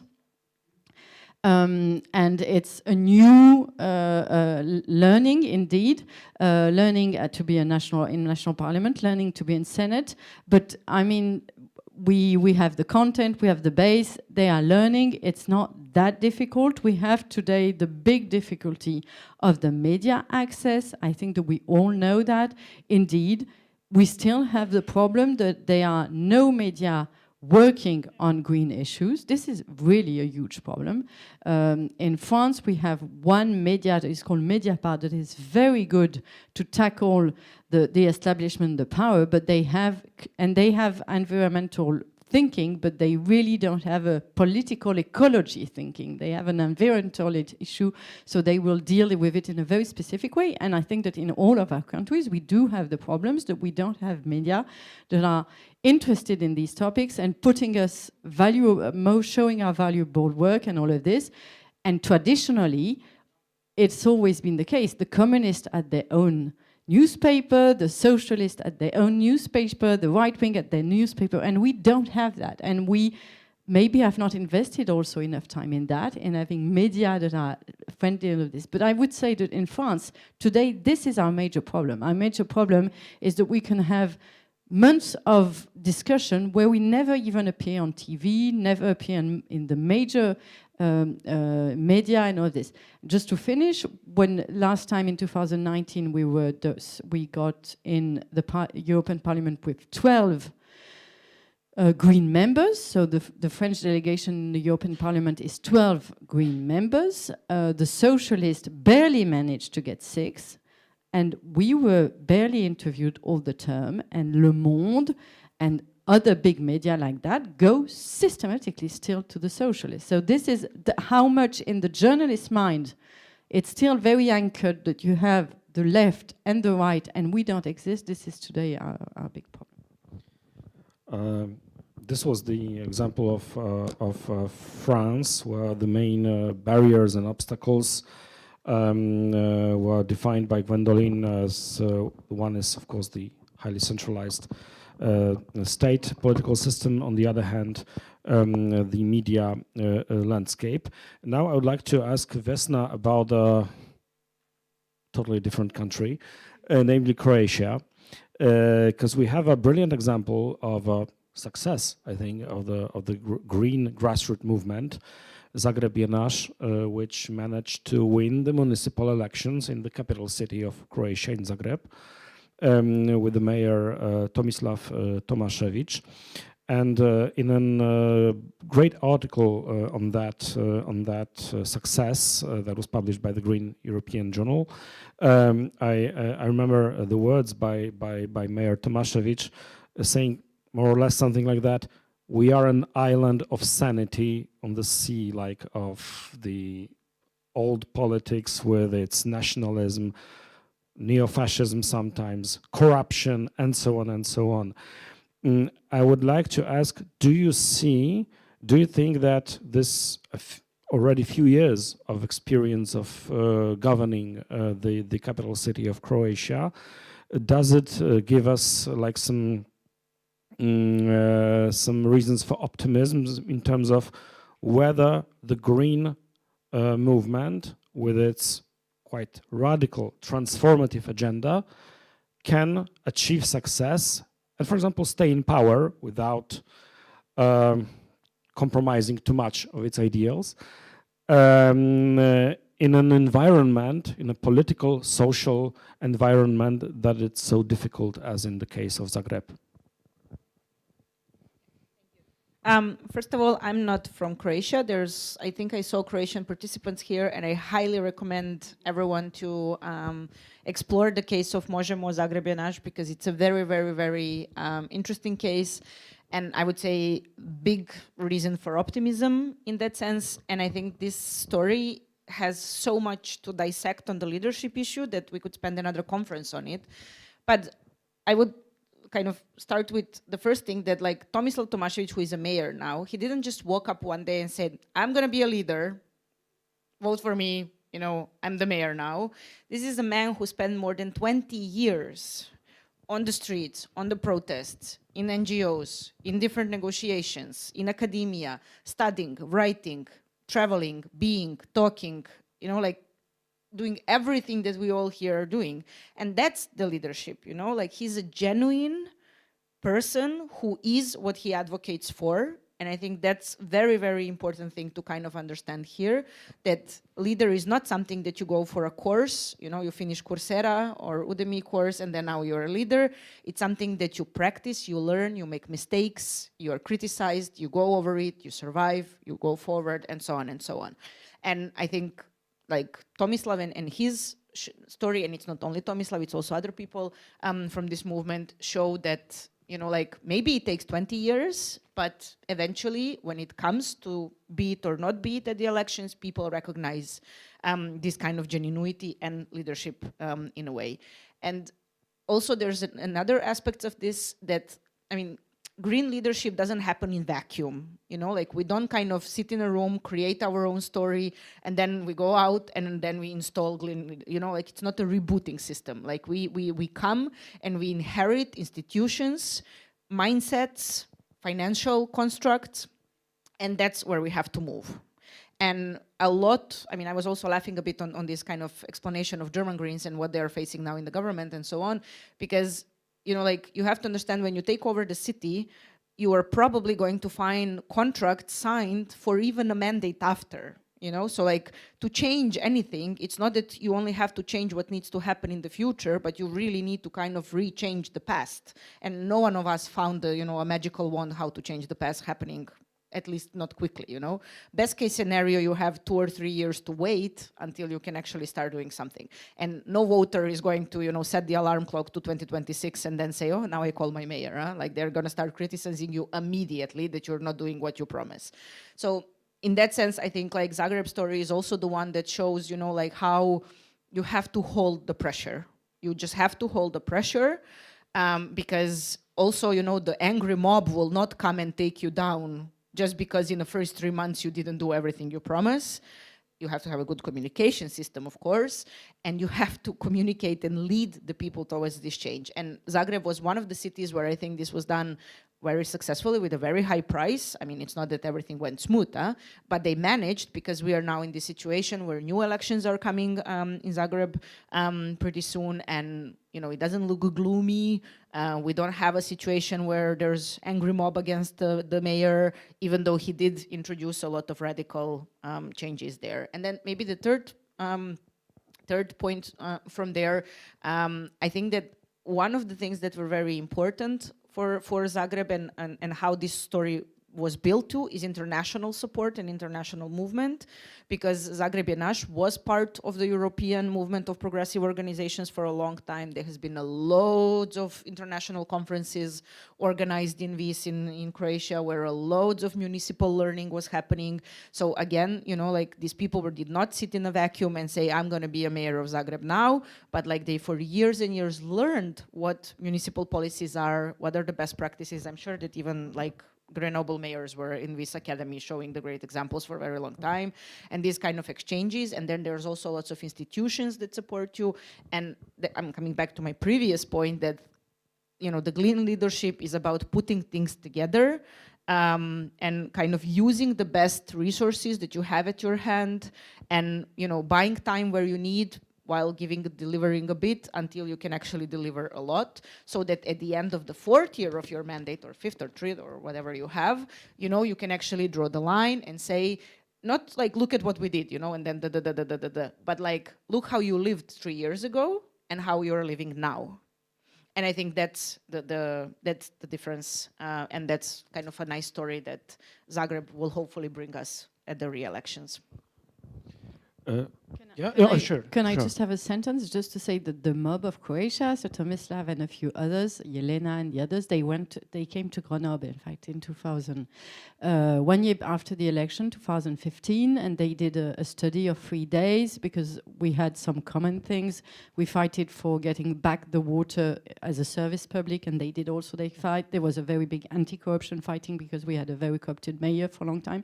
And so this, and I know, well, this example, but there are others that the EGP, the European Green Party, tried to organize, or your foundations also tried to organize, because that was organized by Vedran and the Kuwait Foundation. And just to say that this sort of exchange and good practicing learning by the others, going to meet others in another country, functions very well. So I would like to ask Claudia Hira, as the member of the parliament and a member of the faction that consists of 3 members. Do you believe you can achieve, what do you believe you can achieve from the green agenda in this government, in such a complex coalition with it depends on how you count, with 6 or 7 parties actually within this, 3 or 4 of them conservative actually, and with a very, well, not such a small majority, but still the margin is like a bit over a dozen of mandates in the parliament. So with the constant threat of you know, some sort of a shift of the part of the coalition in the wrong side, do you have a hope, like for the next 4 years, that there can be something achieved, delivered from the green agenda with such a, so to say, relations of power within the parliamentary majority and within the government? Yes, well, this is why we are here as Green MPs. This is why we want to be part of this change that is coming. So When we've been working in the fighting in the streets, but also in the parliament, talking about our green demands, when we proposed legislation, we did it in order to make them happen and not just, I don't know, let it go right now because of the complicated situation. And it's not going to be easy because in many situations we will have to find some sort of agreement between all democratic parties, including those more conservative and those progressive. But let me give an example of one success. It's a great success that many of the most important green propositions are included in the coalition agreement, and it did not happen in a vacuum. The fact that we have so many green parts or green propositions in the coalition agreement is the effect of our fight as Greens, because these are our priorities. I know that you've come from different parts of Europe, so let me explain, maybe you don't know it. In many of its parts, the coalition agreement is very general, and it must be general because otherwise we would have to, I don't know, write several dozens or several hundreds of pages to explain everything. So it is general. But I'm glad that in terms of climate, in terms of the environment, nature, in terms of rebuilding the Polish nature after the peace government, because they have devastated everything that they could, the waters, forests, no investments whatsoever in renewable energy. Despite all that, we were able to include these elements. We also were successful in negotiations about excluding 20% of most valuable Polish forests from logging and other economic operations. It was not easy, but we were successful and we were able to include these important green priorities in the coalition agreement. So I'm very glad about that. And I can't imagine it any other way. I mean, and again, the fight hasn't finished. It's only just starting. We are there in the same with our green values, and we will appeal for the implementation. We will make pressure also on leaders of our other coalition partners so that they are implemented. We want the green values to be present in every draft law, in every piece of legislation that is adopted, whether it is improvement of animal rights or repairing the Polish waters, because 96% of Polish water bodies and rivers is in a bad or very bad conditions. So it is a very low level we are starting from, and we have to really fight for improvement. In the last 4 years, I was really committed to migration policies as well, and I believe that as Greens, we should and will talk about it in a loud voice. It is high time in the 21st century for human rights to be complied with, to be applied, including on the Polish-Belarusian border. Actually, during the peak of the migration crisis there, me and my colleague from the parliament had our office there in Białowieża. But again, it doesn't happen in a vacuum. So we've been fighting for all these things before, as an activist, as a YouTuber, as a person engaged in politics, but from a very bottom-down perspective. I've been working on that already. So it really shows that this is something that's close to our hearts.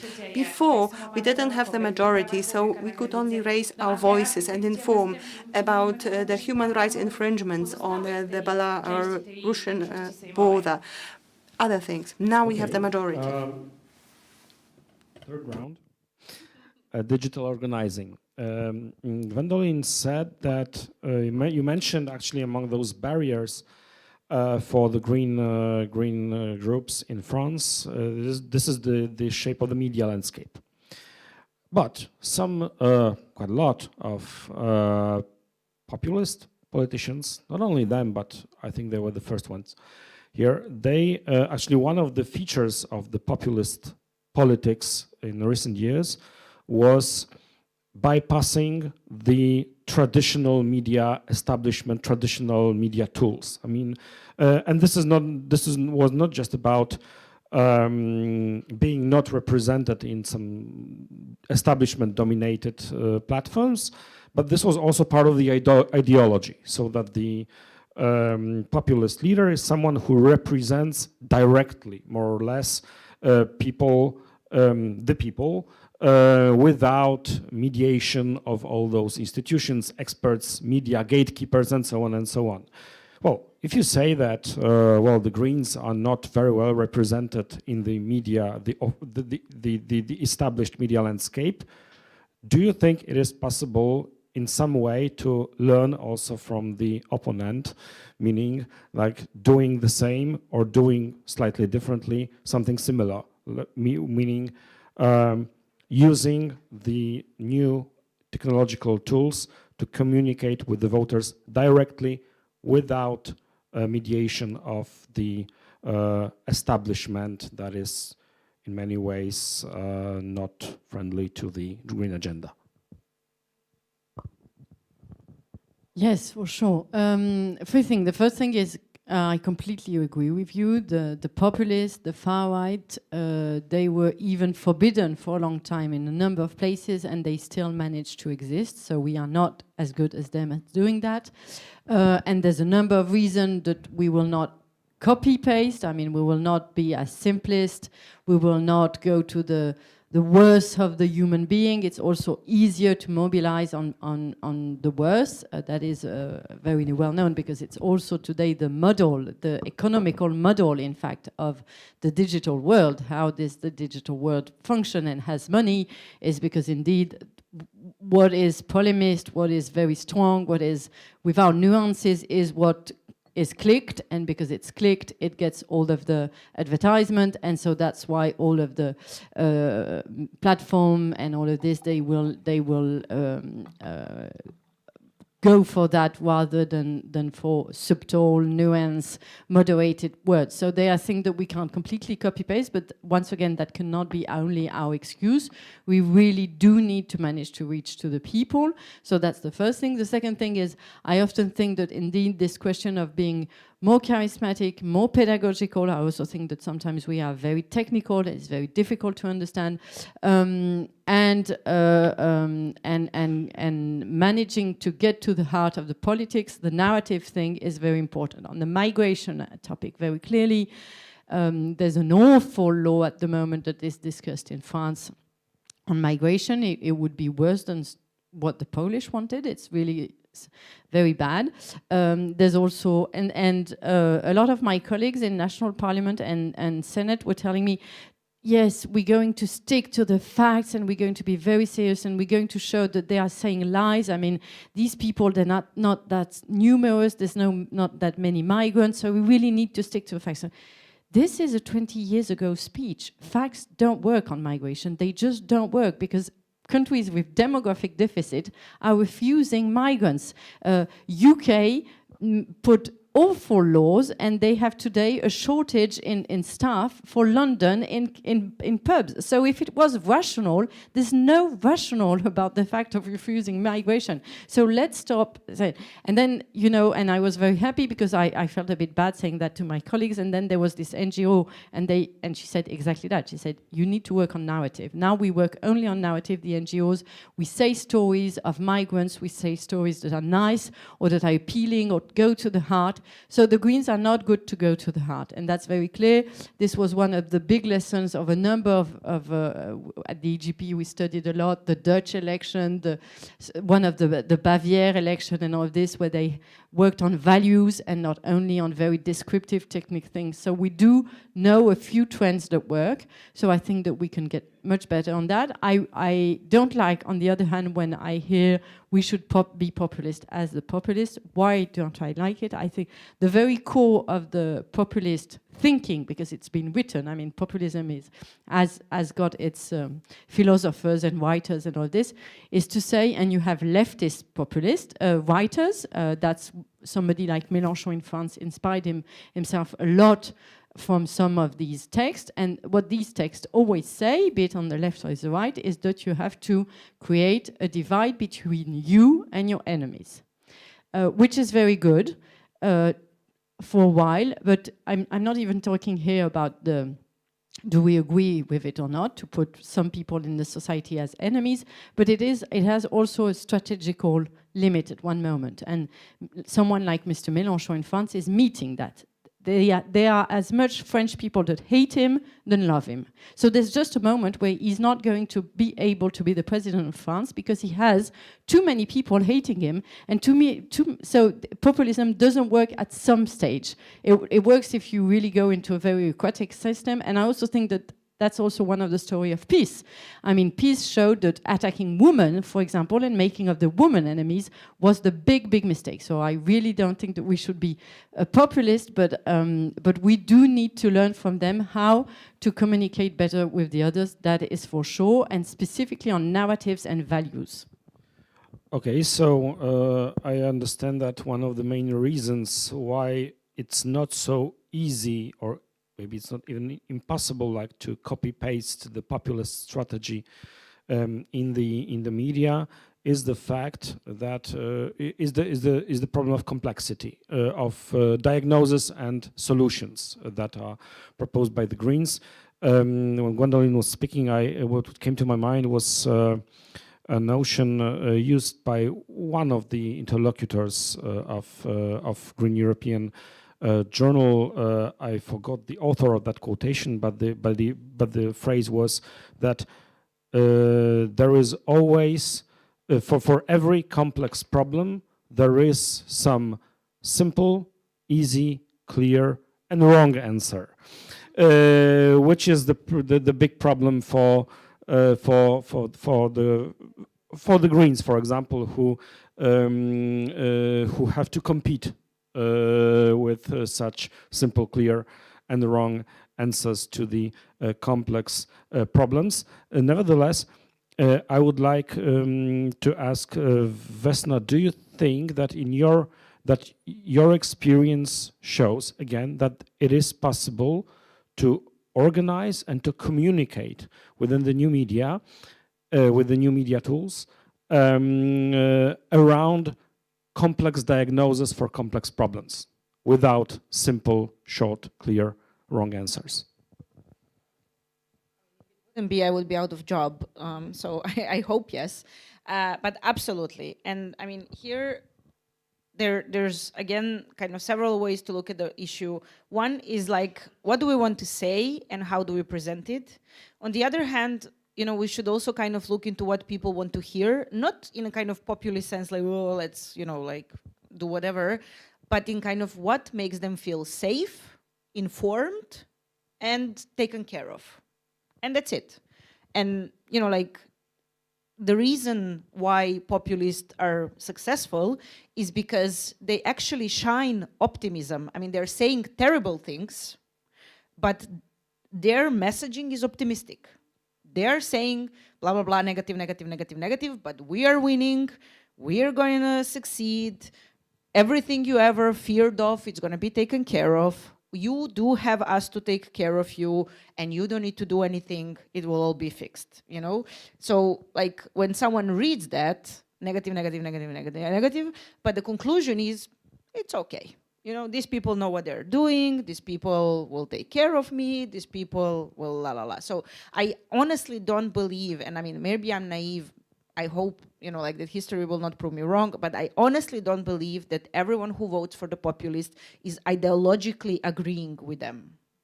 Like, I really don't believe that there's thousands and hundreds and millions of people who sit down, take the programs, if populists don't have programs, and they say, this is my Bible, you know? Like, people usually vote with their emotion, they bring decisions with their emotion, and emotion, which is kind of showed that in these days people really go for, is A, safety, and then B, optimism. And I think this is where we are, where we need to learn. So for me, it's not about making sure that no one leaves this room until you understand chemical reactions of climate change and the numbers that we need to do in order to achieve it. For me, the question is if you're going to leave this room by understanding the gravity of the climate change, and if you're going to understand what's the job of politicians and what's the job of civil society in this role, and if you at all have an idea what can be your next step in fighting climate change. And, you know, like, this is matter of conversation. This is not a matter of textbooks, numbers, experts, I don't know what. So in that sense, yes. The second question here is the question of the medium and like the technology in itself. And my honest opinion is that progressives are fairly technophobic these days. And there's probably different reasons. I don't have, you know, all the possible research on this, but I think that we are very much mixing the discussion about technology as a medium and the technology as a thing that needs to be regulated, and technology as policy that needs to be developed, and technology that needs to be developed in such a way. I mean, I can count on fingers programmers who are in the Greens or, you know, in progressive movements. They don't find space here. Why? And in that sense, I think that like we very often come into the trap that when we are discussing technology and mediums and campaigning strategies and, you know, like processes, we actually end up debating policies around technology, and that's a completely different debate, and it's not useful because you, in the end, you're going to conclude that you're not going to do a Facebook ads because you really don't like Mark Zuckerberg, which is good for you, but that also means that your policy is going to be seen by 200 people and not by 20,000 people. And I mean, if you're fine with 200, good for you. Continue hating Mark Zuckerberg, you know? And like, I think we need to have a policy discussions on technology. We can just not have them while we are discussing our strategy and outreach, because then this is going to be very much in the clash.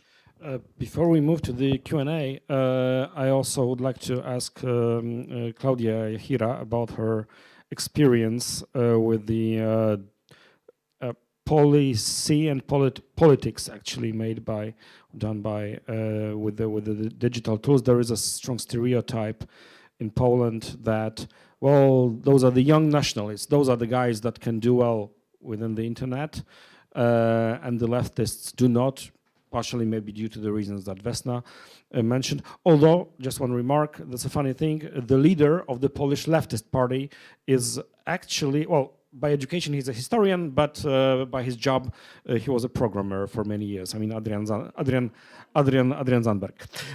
Okay. Okay, so do you believe, it's the question to Claudia, do you think that the stereotype is somehow true in Poland or not anymore? Absolutnie nie uważam, że jest prawdziwe. I do not think it's true. I do not agree with you.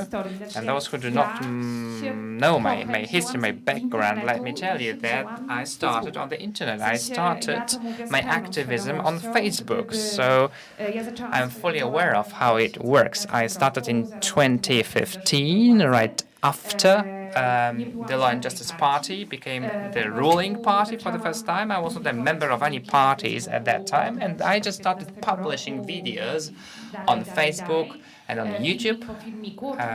Since 2015, it was a time when you did not have to pay for advertising your videos to gain audience. It was possible to grow in an organic way and to gain followers. And I just did not agree what the nationalist government in Poland were doing at that time, and I started talking about it on the internet, and I did that just like that. That had nothing to do with any political parties, and then we took it to the streets, so there were protests all over Poland. I started traveling around Poland. I started meeting activist people protesting. We had that committee for protecting the democracy. So I do not agree with you. I think that this is our strength, being active on the internet. I think that some of us are actually using these modern tools, especially the younger ones. If you do not want to do that old-fashioned politics, if you are a young person serving as a secretary and as an assistant, so that sometime after many, many years, you can be actually a candidate for that party, then you should start on the internet, because you can be very independent and you can talk about the values that you believe in an independent way. You don't need to serve as an assistant for a senior colleague in your political party.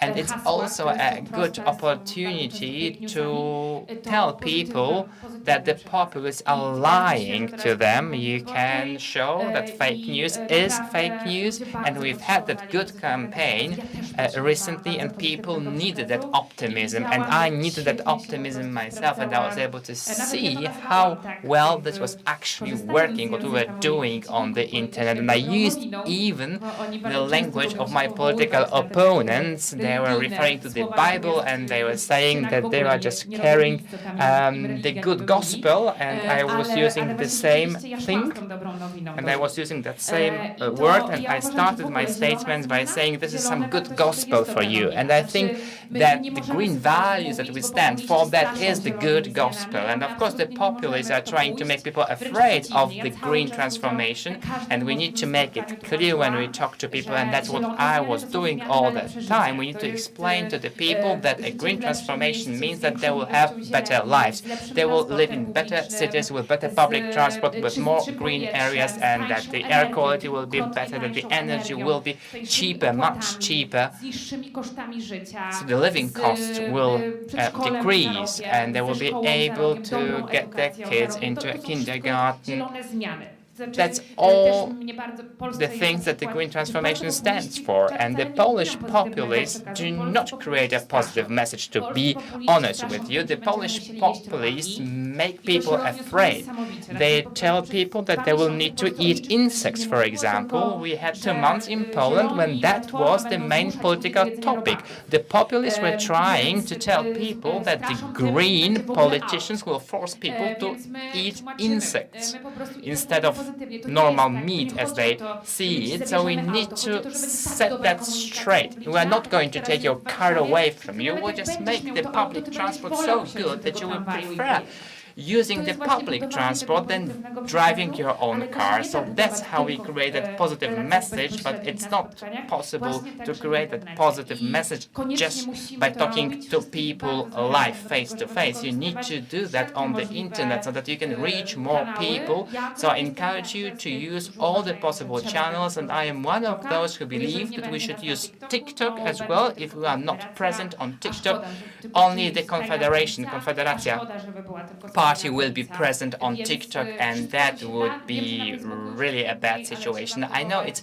much more difficult to grow on social media in an organic way, but we should try to do our best to achieve that. I was told by the organizers that we should finish on time, which means that we have very little time.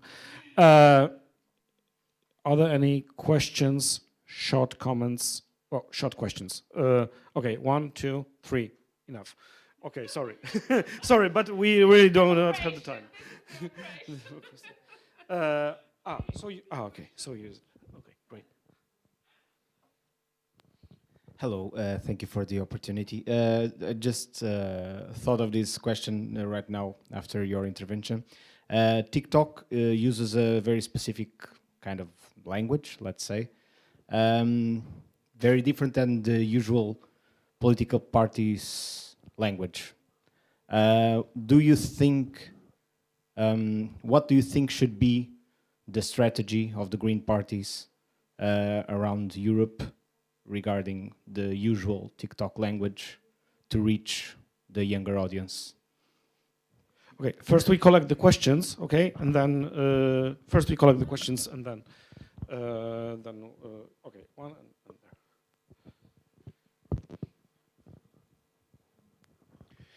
Mads Nikolajsen, I am from Denmark, from Green Left Party there, and I am preparing campaign for Rasmus Nordqvist. He is in the board of European Green Party, and we have some plans. I'll ask if its plans are made like that in other countries and other parties. We plan to find and invite good international friends to his campaign, European campaign, and start already early, invite green people, politicians and so on, to Denmark to meet with him and to have meetings. By inviting people from abroad, we have a greater chance, bigger chance to interest the press, and we show this is not only a national election. SF, Green Left in Denmark, is an international party. We have a guest from Netherlands, we have one from Croatia, we have one from France, and so on. That's a new way to make a campaign. Of course, he cannot invite those who are running for MEP in their own country. Gwen must stay in France every minute, every second to get re-elected, for instance. But he took part, Rasmus from Denmark, in Polish national election, and we could invite someone from Poland. Is that something that you are planning or thinking over, and do you think it's a good idea? Mm.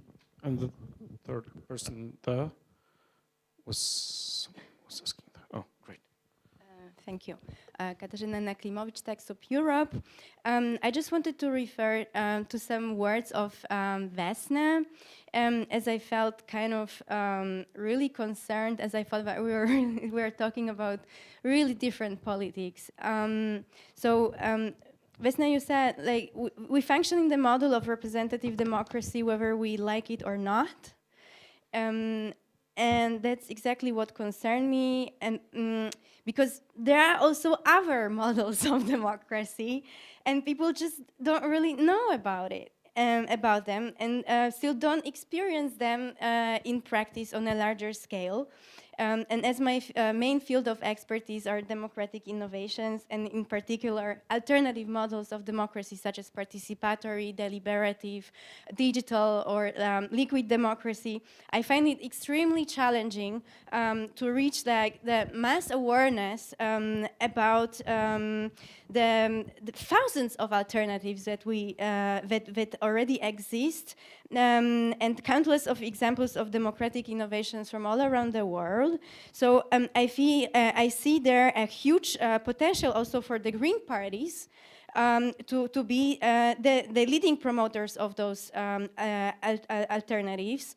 And this is also like an open question, whether it's really like, is it just my hope or it's really like that?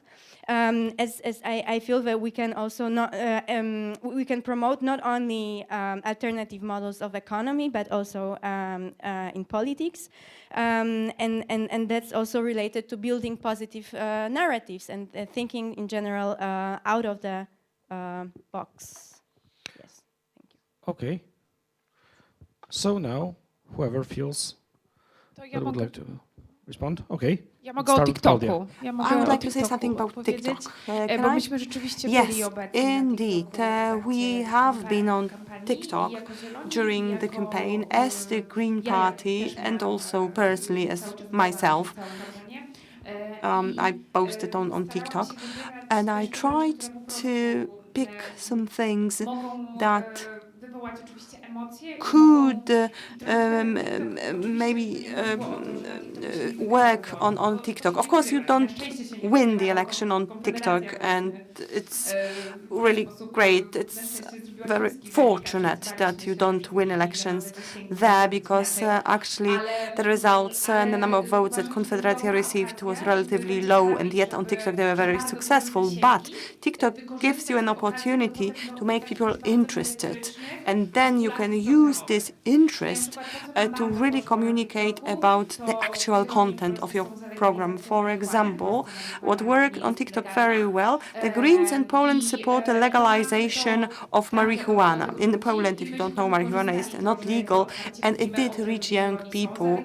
And we were open in saying that we support the localization, and it really reached a lot of users. People started following us, and then we could use these followers to really post films, videos that focus on green values, but they wouldn't have been as successful as they were if it hadn't been for this first post that stirred a lot of interest, the one about marijuana.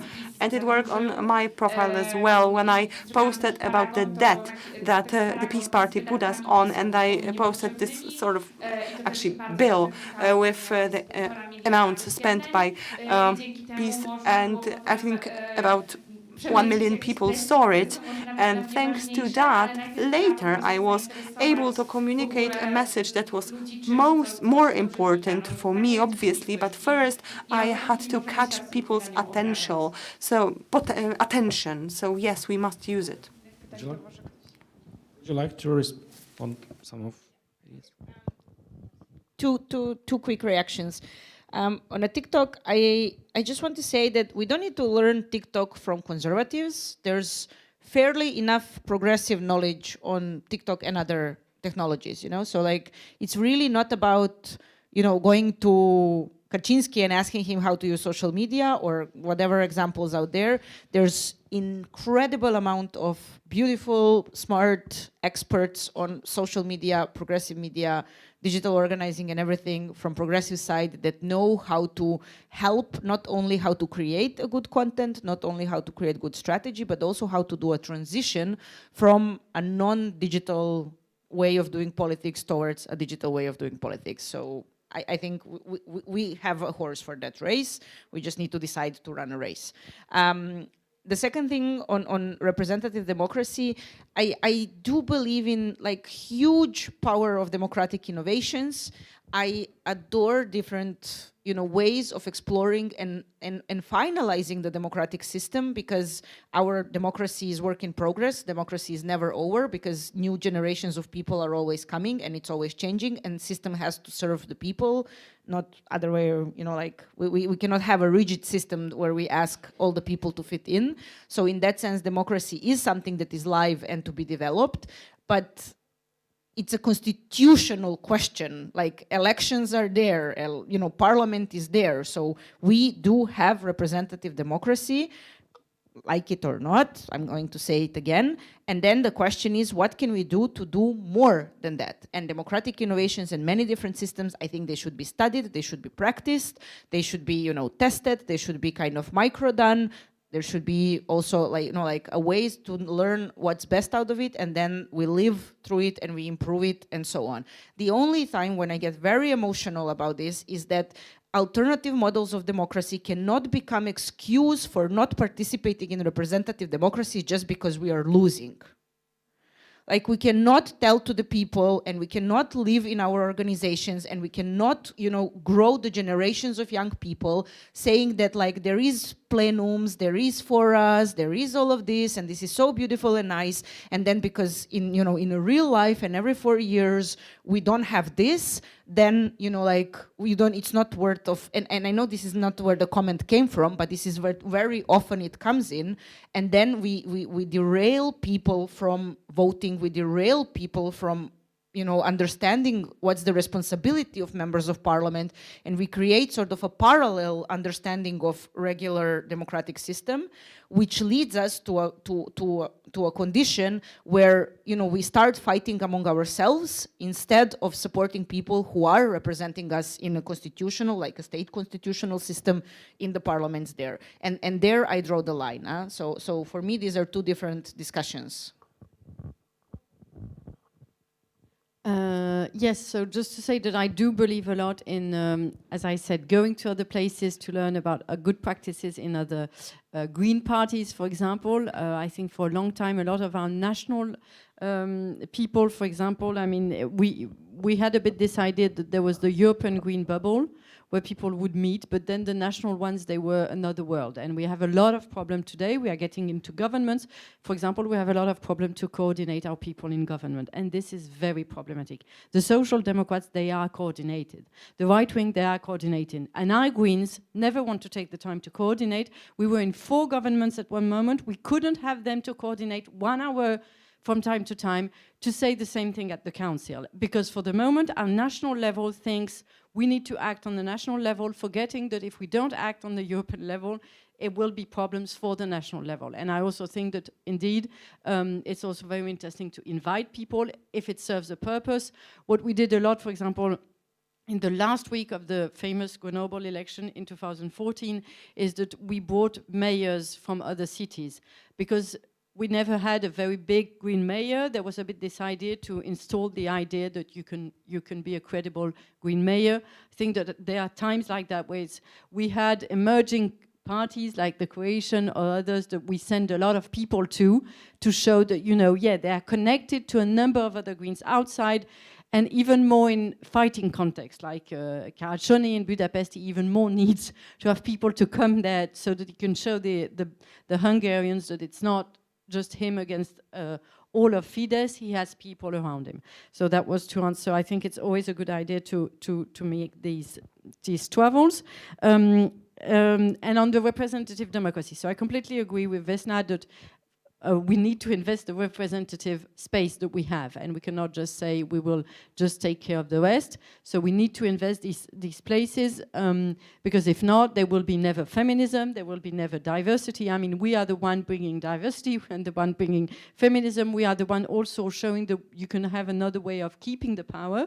I think that we need to show in cities, but also in national parliament and in European Parliament, that we are the ones that can change our people, and still the politics stay coherent, and it's useful because, I mean, we have in the European Parliament people that have been there for 7 terms.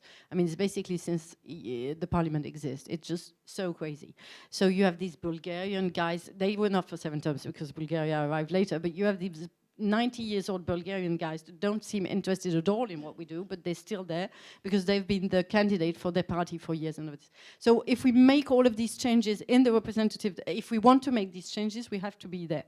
So, and it doesn't mean that we don't fight when we're there for all these democratic innovation. I hope tomorrow, it's really not there for the moment, but I hope tomorrow for European institution and a European bubble that manages to do very regular European conferences with citizens like they did this time for once. It was they were amazed by the result, and I would like the European institution to put much more money to have on a regular basis this sort of European citizen participation, meaningful one, not just people that you ask a question to and then that they can influence the vote, they can make opinions on what we do in European Parliament or in European Commission, they can even vote maybe on what we do. I think that there are a number of things that we can push, but it doesn't mean that we have to indeed leave the seat empty in representative democracy. And then just to finish, we also need to get representative democracy better. It's not just, you know, there's the pure great in democratic innovations and participative democracy and the bad representative democracy that we have to go through because that's where things happen, but it's really bad. It's not true. I mean, I believe, like Vesna, that there will never be a world where we all take decision for the public sphere. There will always be representative democracy.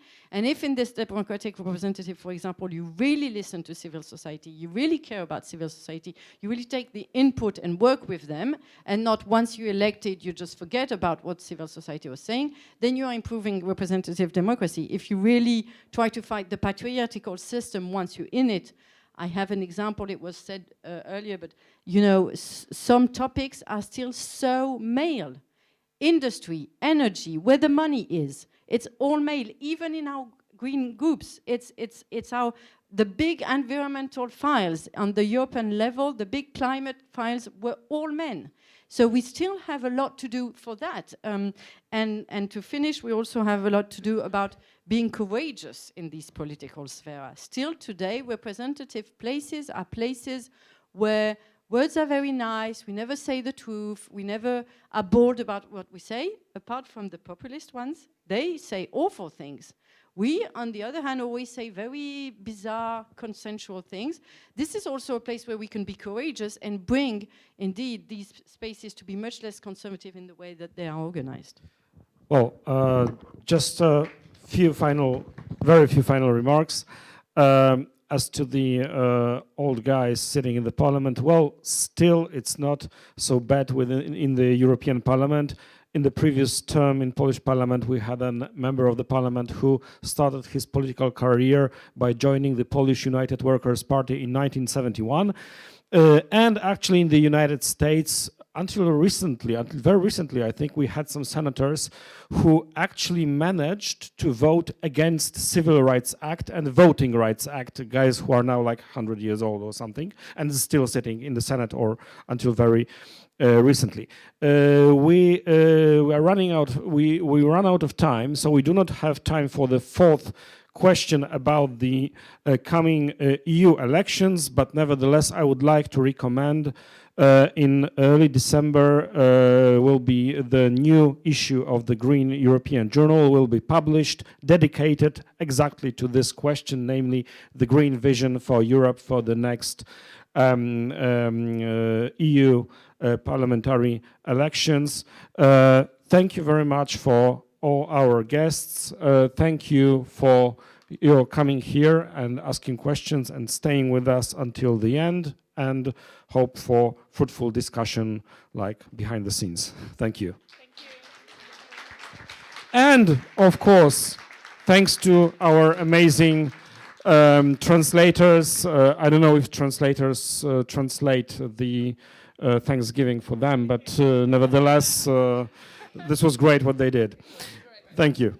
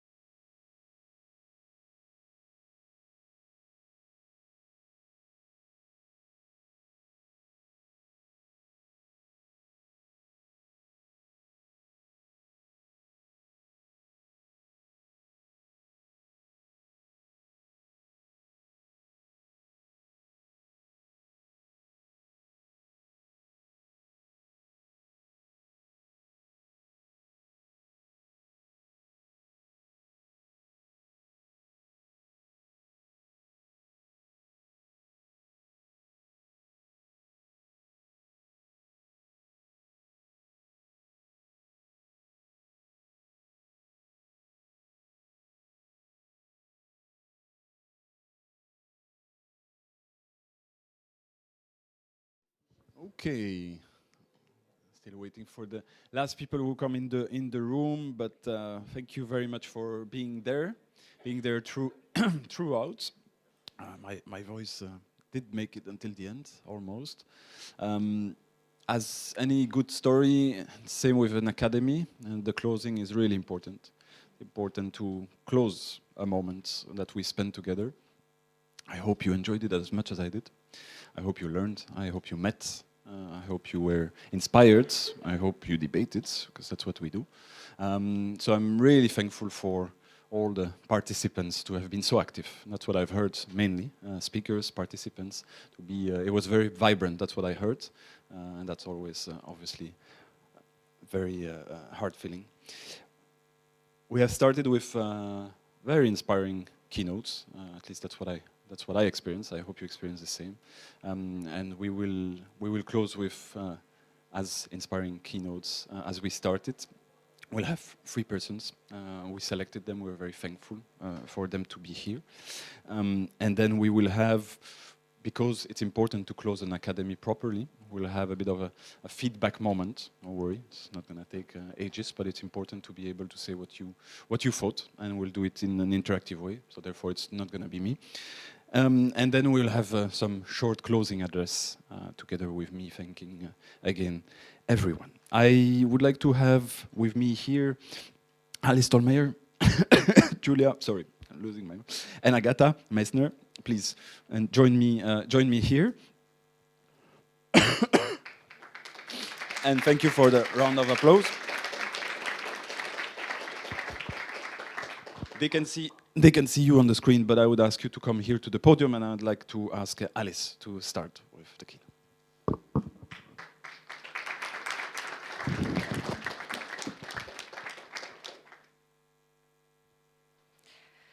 Hi everyone, I hope you had a fantastic weekend. I'm very happy to be with you here today for one of the keynote closing speeches.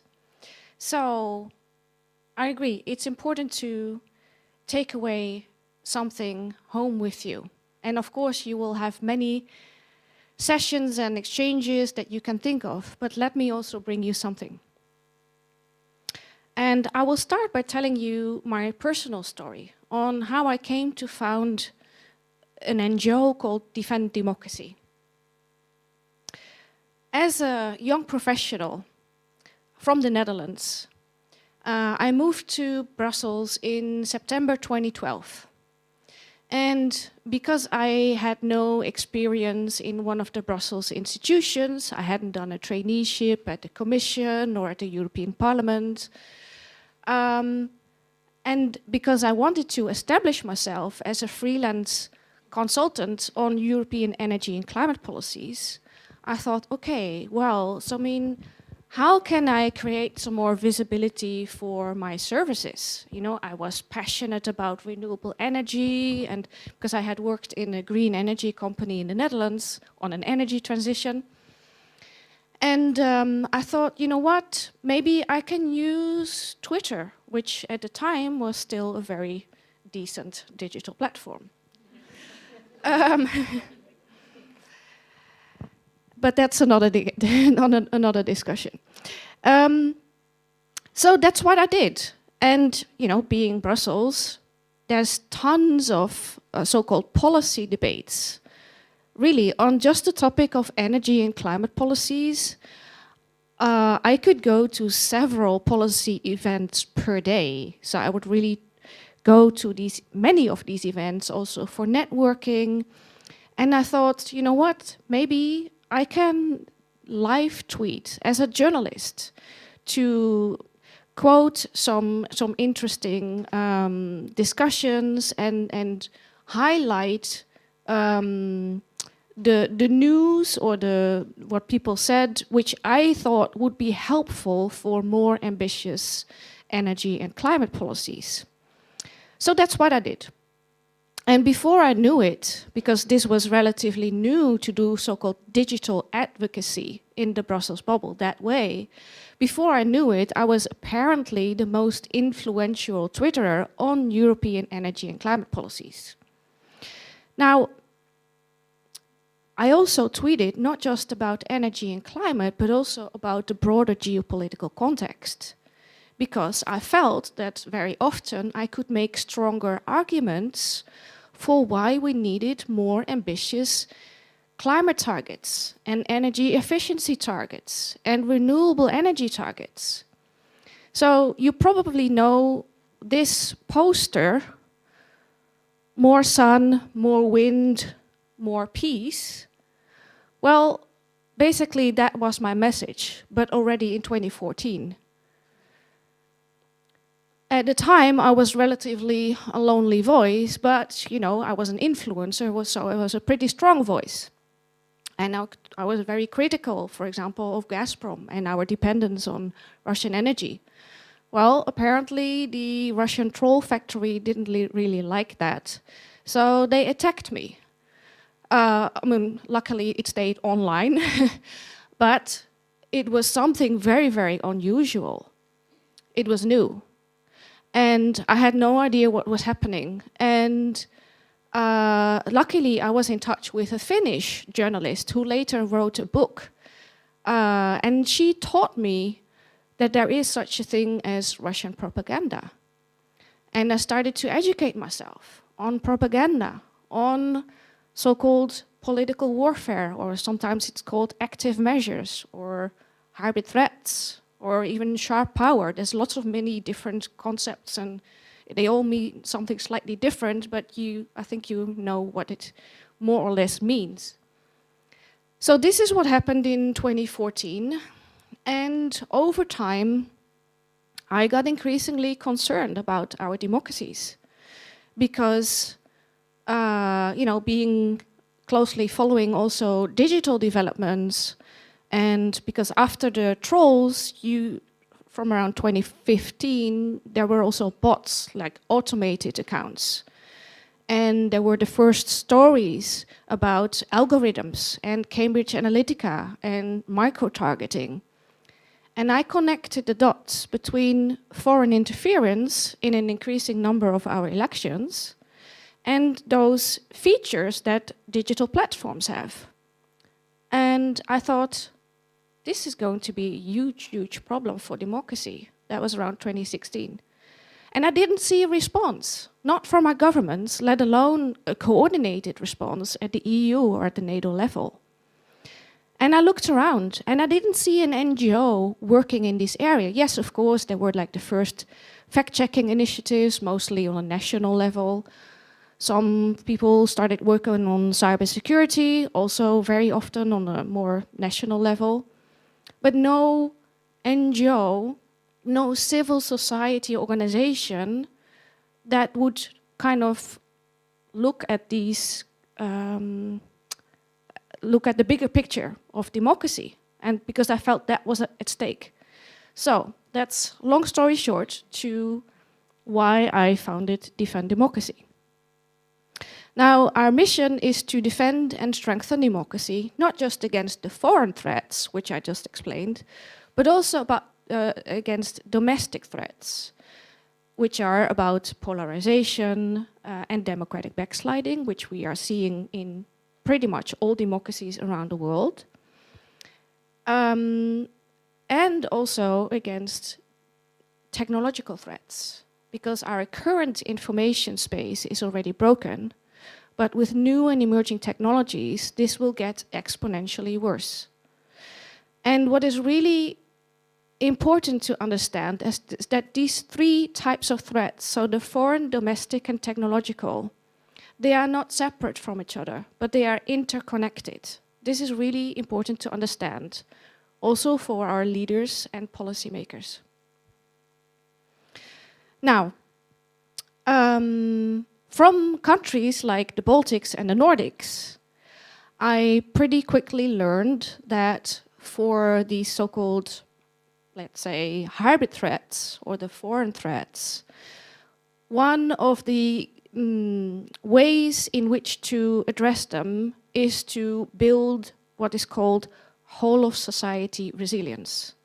So that means that the answer cannot just be from the military or from the government, but that you need the whole of society to be prepared and to be ready and to know what to do in case of, for example, multiple crises. For example, when, let's say, both our internet is attacked, or our communications channels, or our gas, or let's say, energy infrastructure. Basically, it is about being prepared as a society and not just wait for the government to do it for you, but to each play a role. So that means that in those responses and in the defense, like the proactive defense of our democracies, civil society has a role to play. And I know that, obviously everyone would prefer that there is no war and that there is peace and that we don't need to think about those difficult questions. But sadly, it's not up to us to decide, because Russia has chosen for war. And not just Russia. I mean, also China, and increasingly in other mostly authoritarian state actors are trying to undermine our democracies and to divide our societies.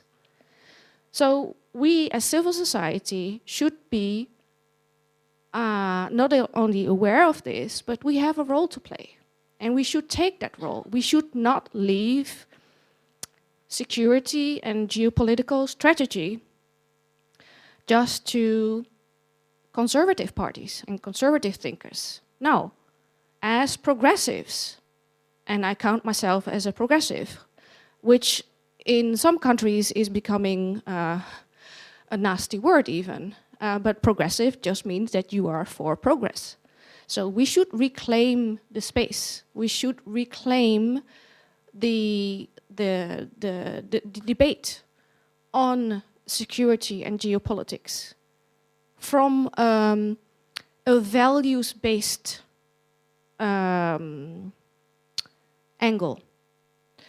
So if we want that human rights and rule of law and democracy are the founding principles of the European Union, if we want those values to remain respected and enforced and strong, then we need to defend them. We need to be ready to defend them, even if that means that words and diplomacy may not be enough. I'm not sure what time it is, but I think I've spoken long enough. I can tell much more, but I will ask you to conclude. But this was a great wrap-up of the last 2 days. Fantastic. Good. Then I'll leave it at this. Thank you. Thank you so much, Alice. Thank you so much.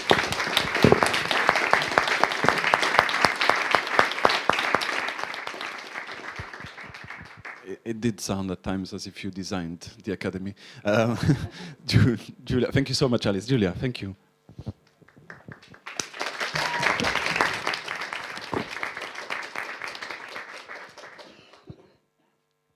Hello, good afternoon.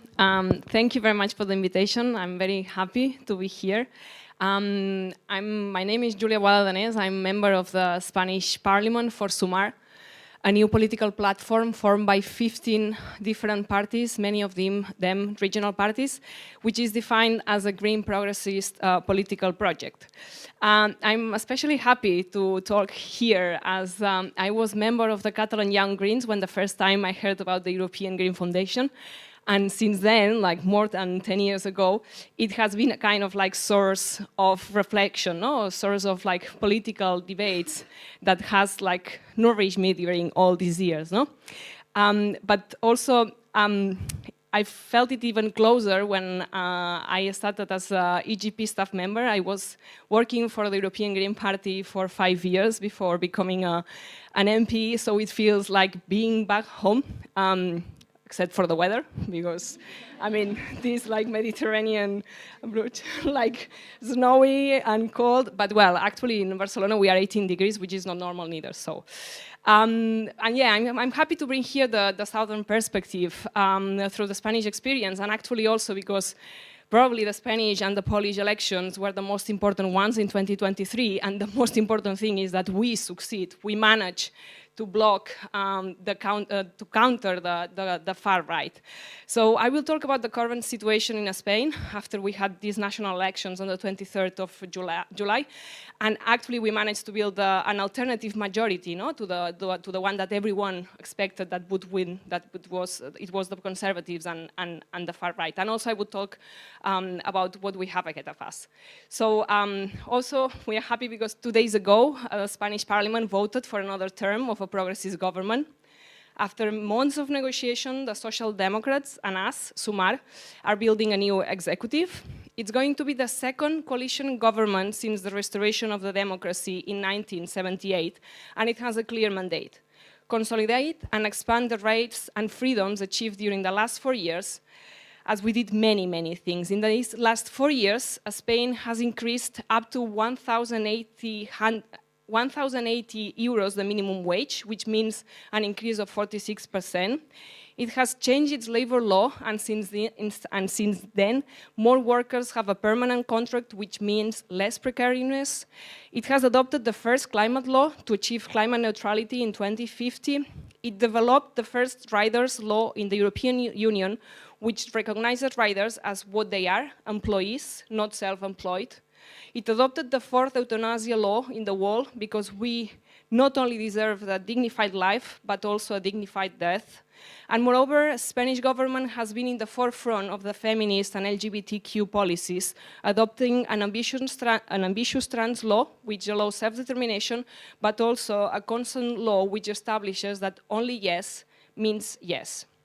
This is what we have been doing, also fighting the cost of living crisis, the inflation, with expensive economic policies instead of the old neoliberal austerity recipes that in the South we know them very well, which have been proven disastrous for all except for the rich minority.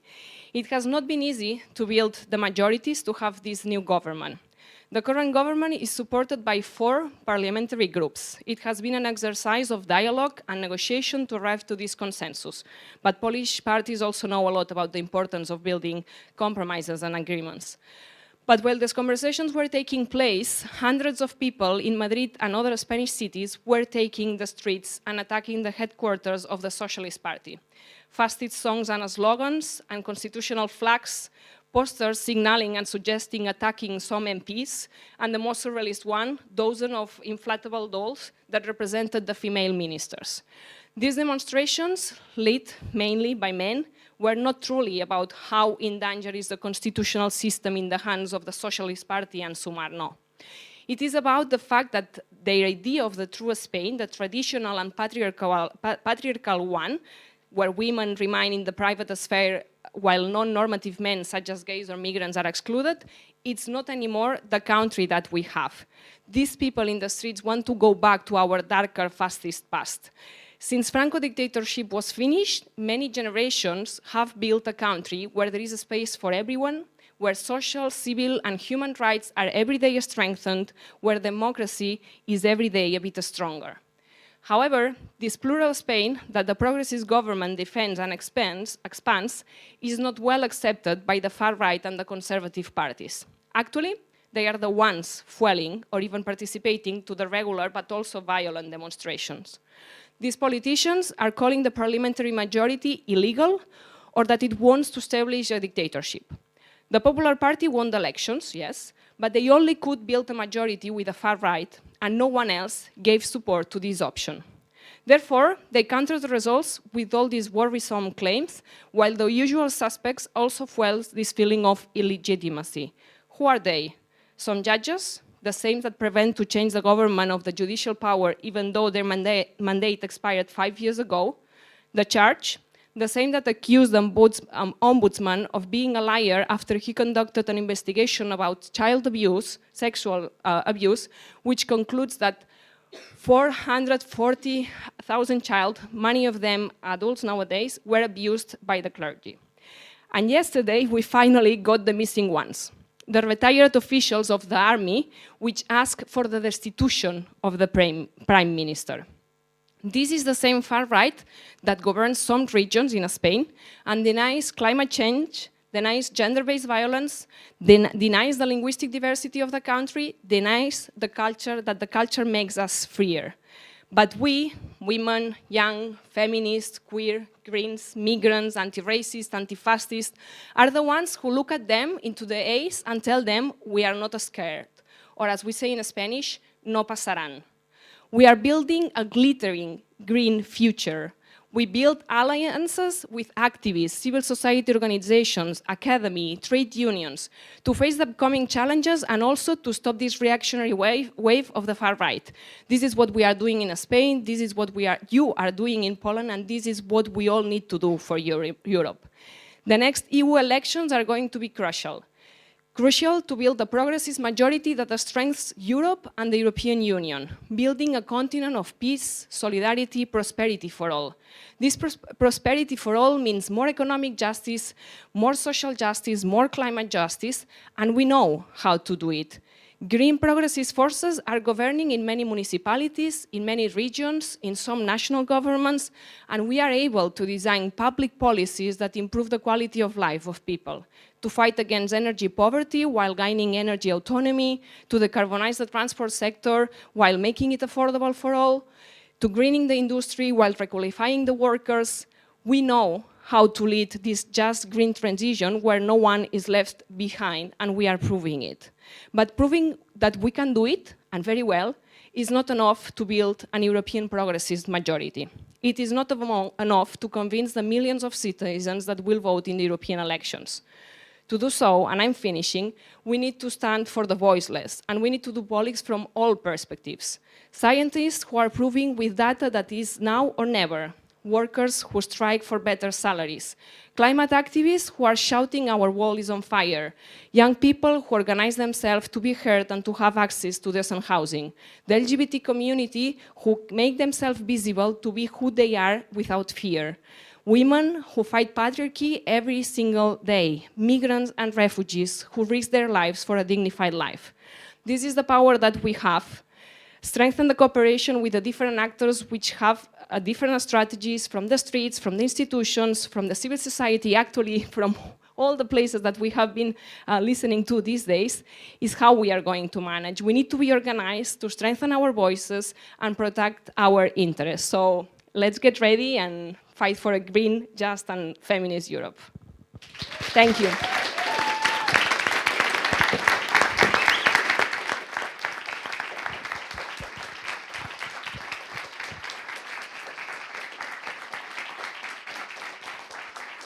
Thank you, Julia. Thank you very much, Julia. Last but not least, Agatha.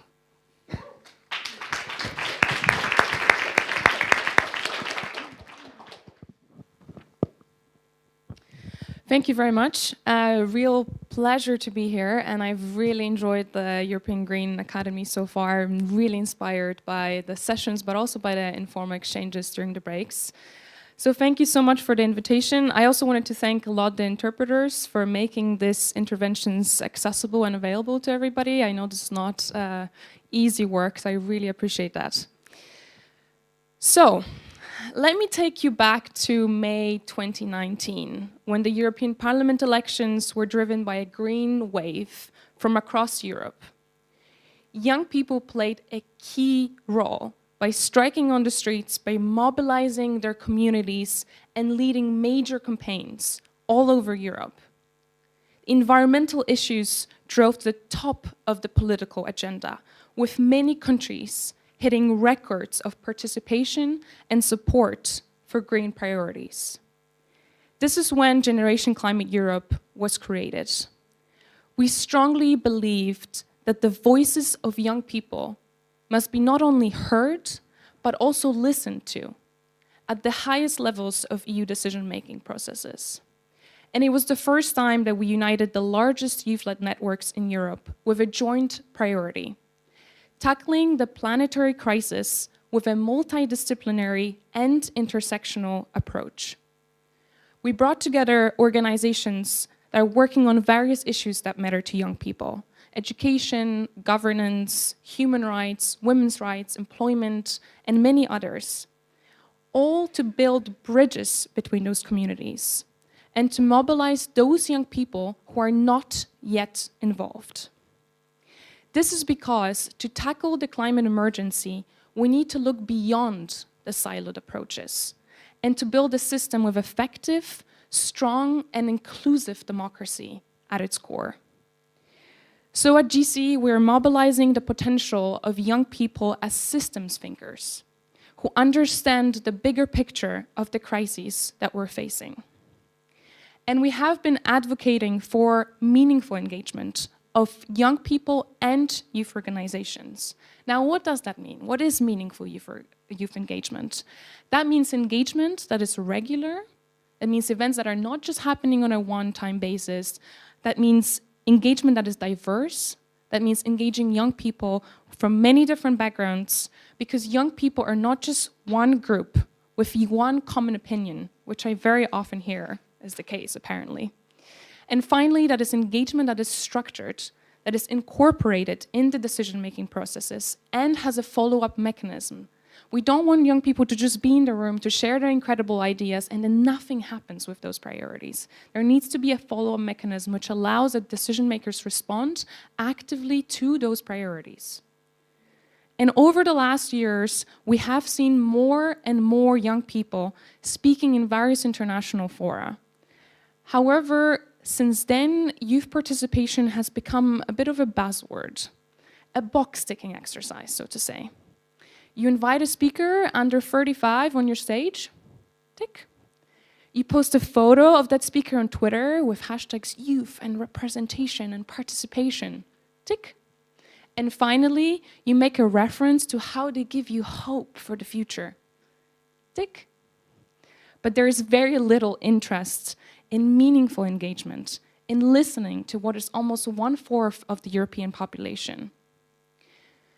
So, in addition to greenwashing, we now also have to tackle youth washing. When young people are involved in a superficial and in a tokenistic way, and young people are increasingly losing trust in the governments, they feel disconnected and not represented by what they see in politics. And ahead of the European Parliament elections, we see a very concerning trend. We see more and more young people shifting from supporting progressive to supporting conservative, anti-EU political parties. And we see more and more young people with progressive views who decide to stay at home and not vote. And if you look at the numbers, people who are aged between 18 and 24 are in fact twice as likely to not vote compared to the overall population. Now, let me be clear. This is a massive risk to the progress we have made since the last elections. And it's a threat to a united and strong Europe. Because there's no democracy without active citizenship. And there's no democracy without young people who are informed, engaged, and empowered to act. I often hear people say that youth are the leaders of the future. But I strongly disagree. We are here now, and we are fighting for a better world now. But many of us are overwhelmed, scared, sad, and anxious about the many crises that we're experiencing. The climate crisis, the housing crisis, the energy crisis, the educational crisis. It's crushing, and it's terrifying. And I'm sure many of you have felt this way. I know I have. It's that vision of a better world and that purpose that drives me. But there are days when it's so hard to keep going. And we go through this ourselves. And yet we're translating those feelings into the way that we try to mobilize people to act. We tell them that we don't have time anymore. We tell them that it's almost too late. We show them those terrifying graphs and predictions of a global collapse. But the truth is that only a small proportion of organizations really understand their target audiences. Because we see this over and over again. People do not change their minds when they see just numbers and data, or when they hear once again about the wave of bad news coming at them from all different sides. People need a hopeful vision for the future. And most importantly, communities around them that support them and drive that motivation. And we need those communities more than ever. Communities with that new vision of prosperity, one that is focused on meeting the fundamental needs and rights of all, providing that safe and just space in which everyone can thrive within planetary boundaries. So when you go back home, I encourage you to remember the power you hold in your hands as you engage with people in your cities, countries, and communities. It is the privilege of leadership that's a responsibility of action. And it's the passion, determination, and motivation of people like you who want to make a difference that sparks the change. But it's the community of change makers that drives a societal transformation. Thank you.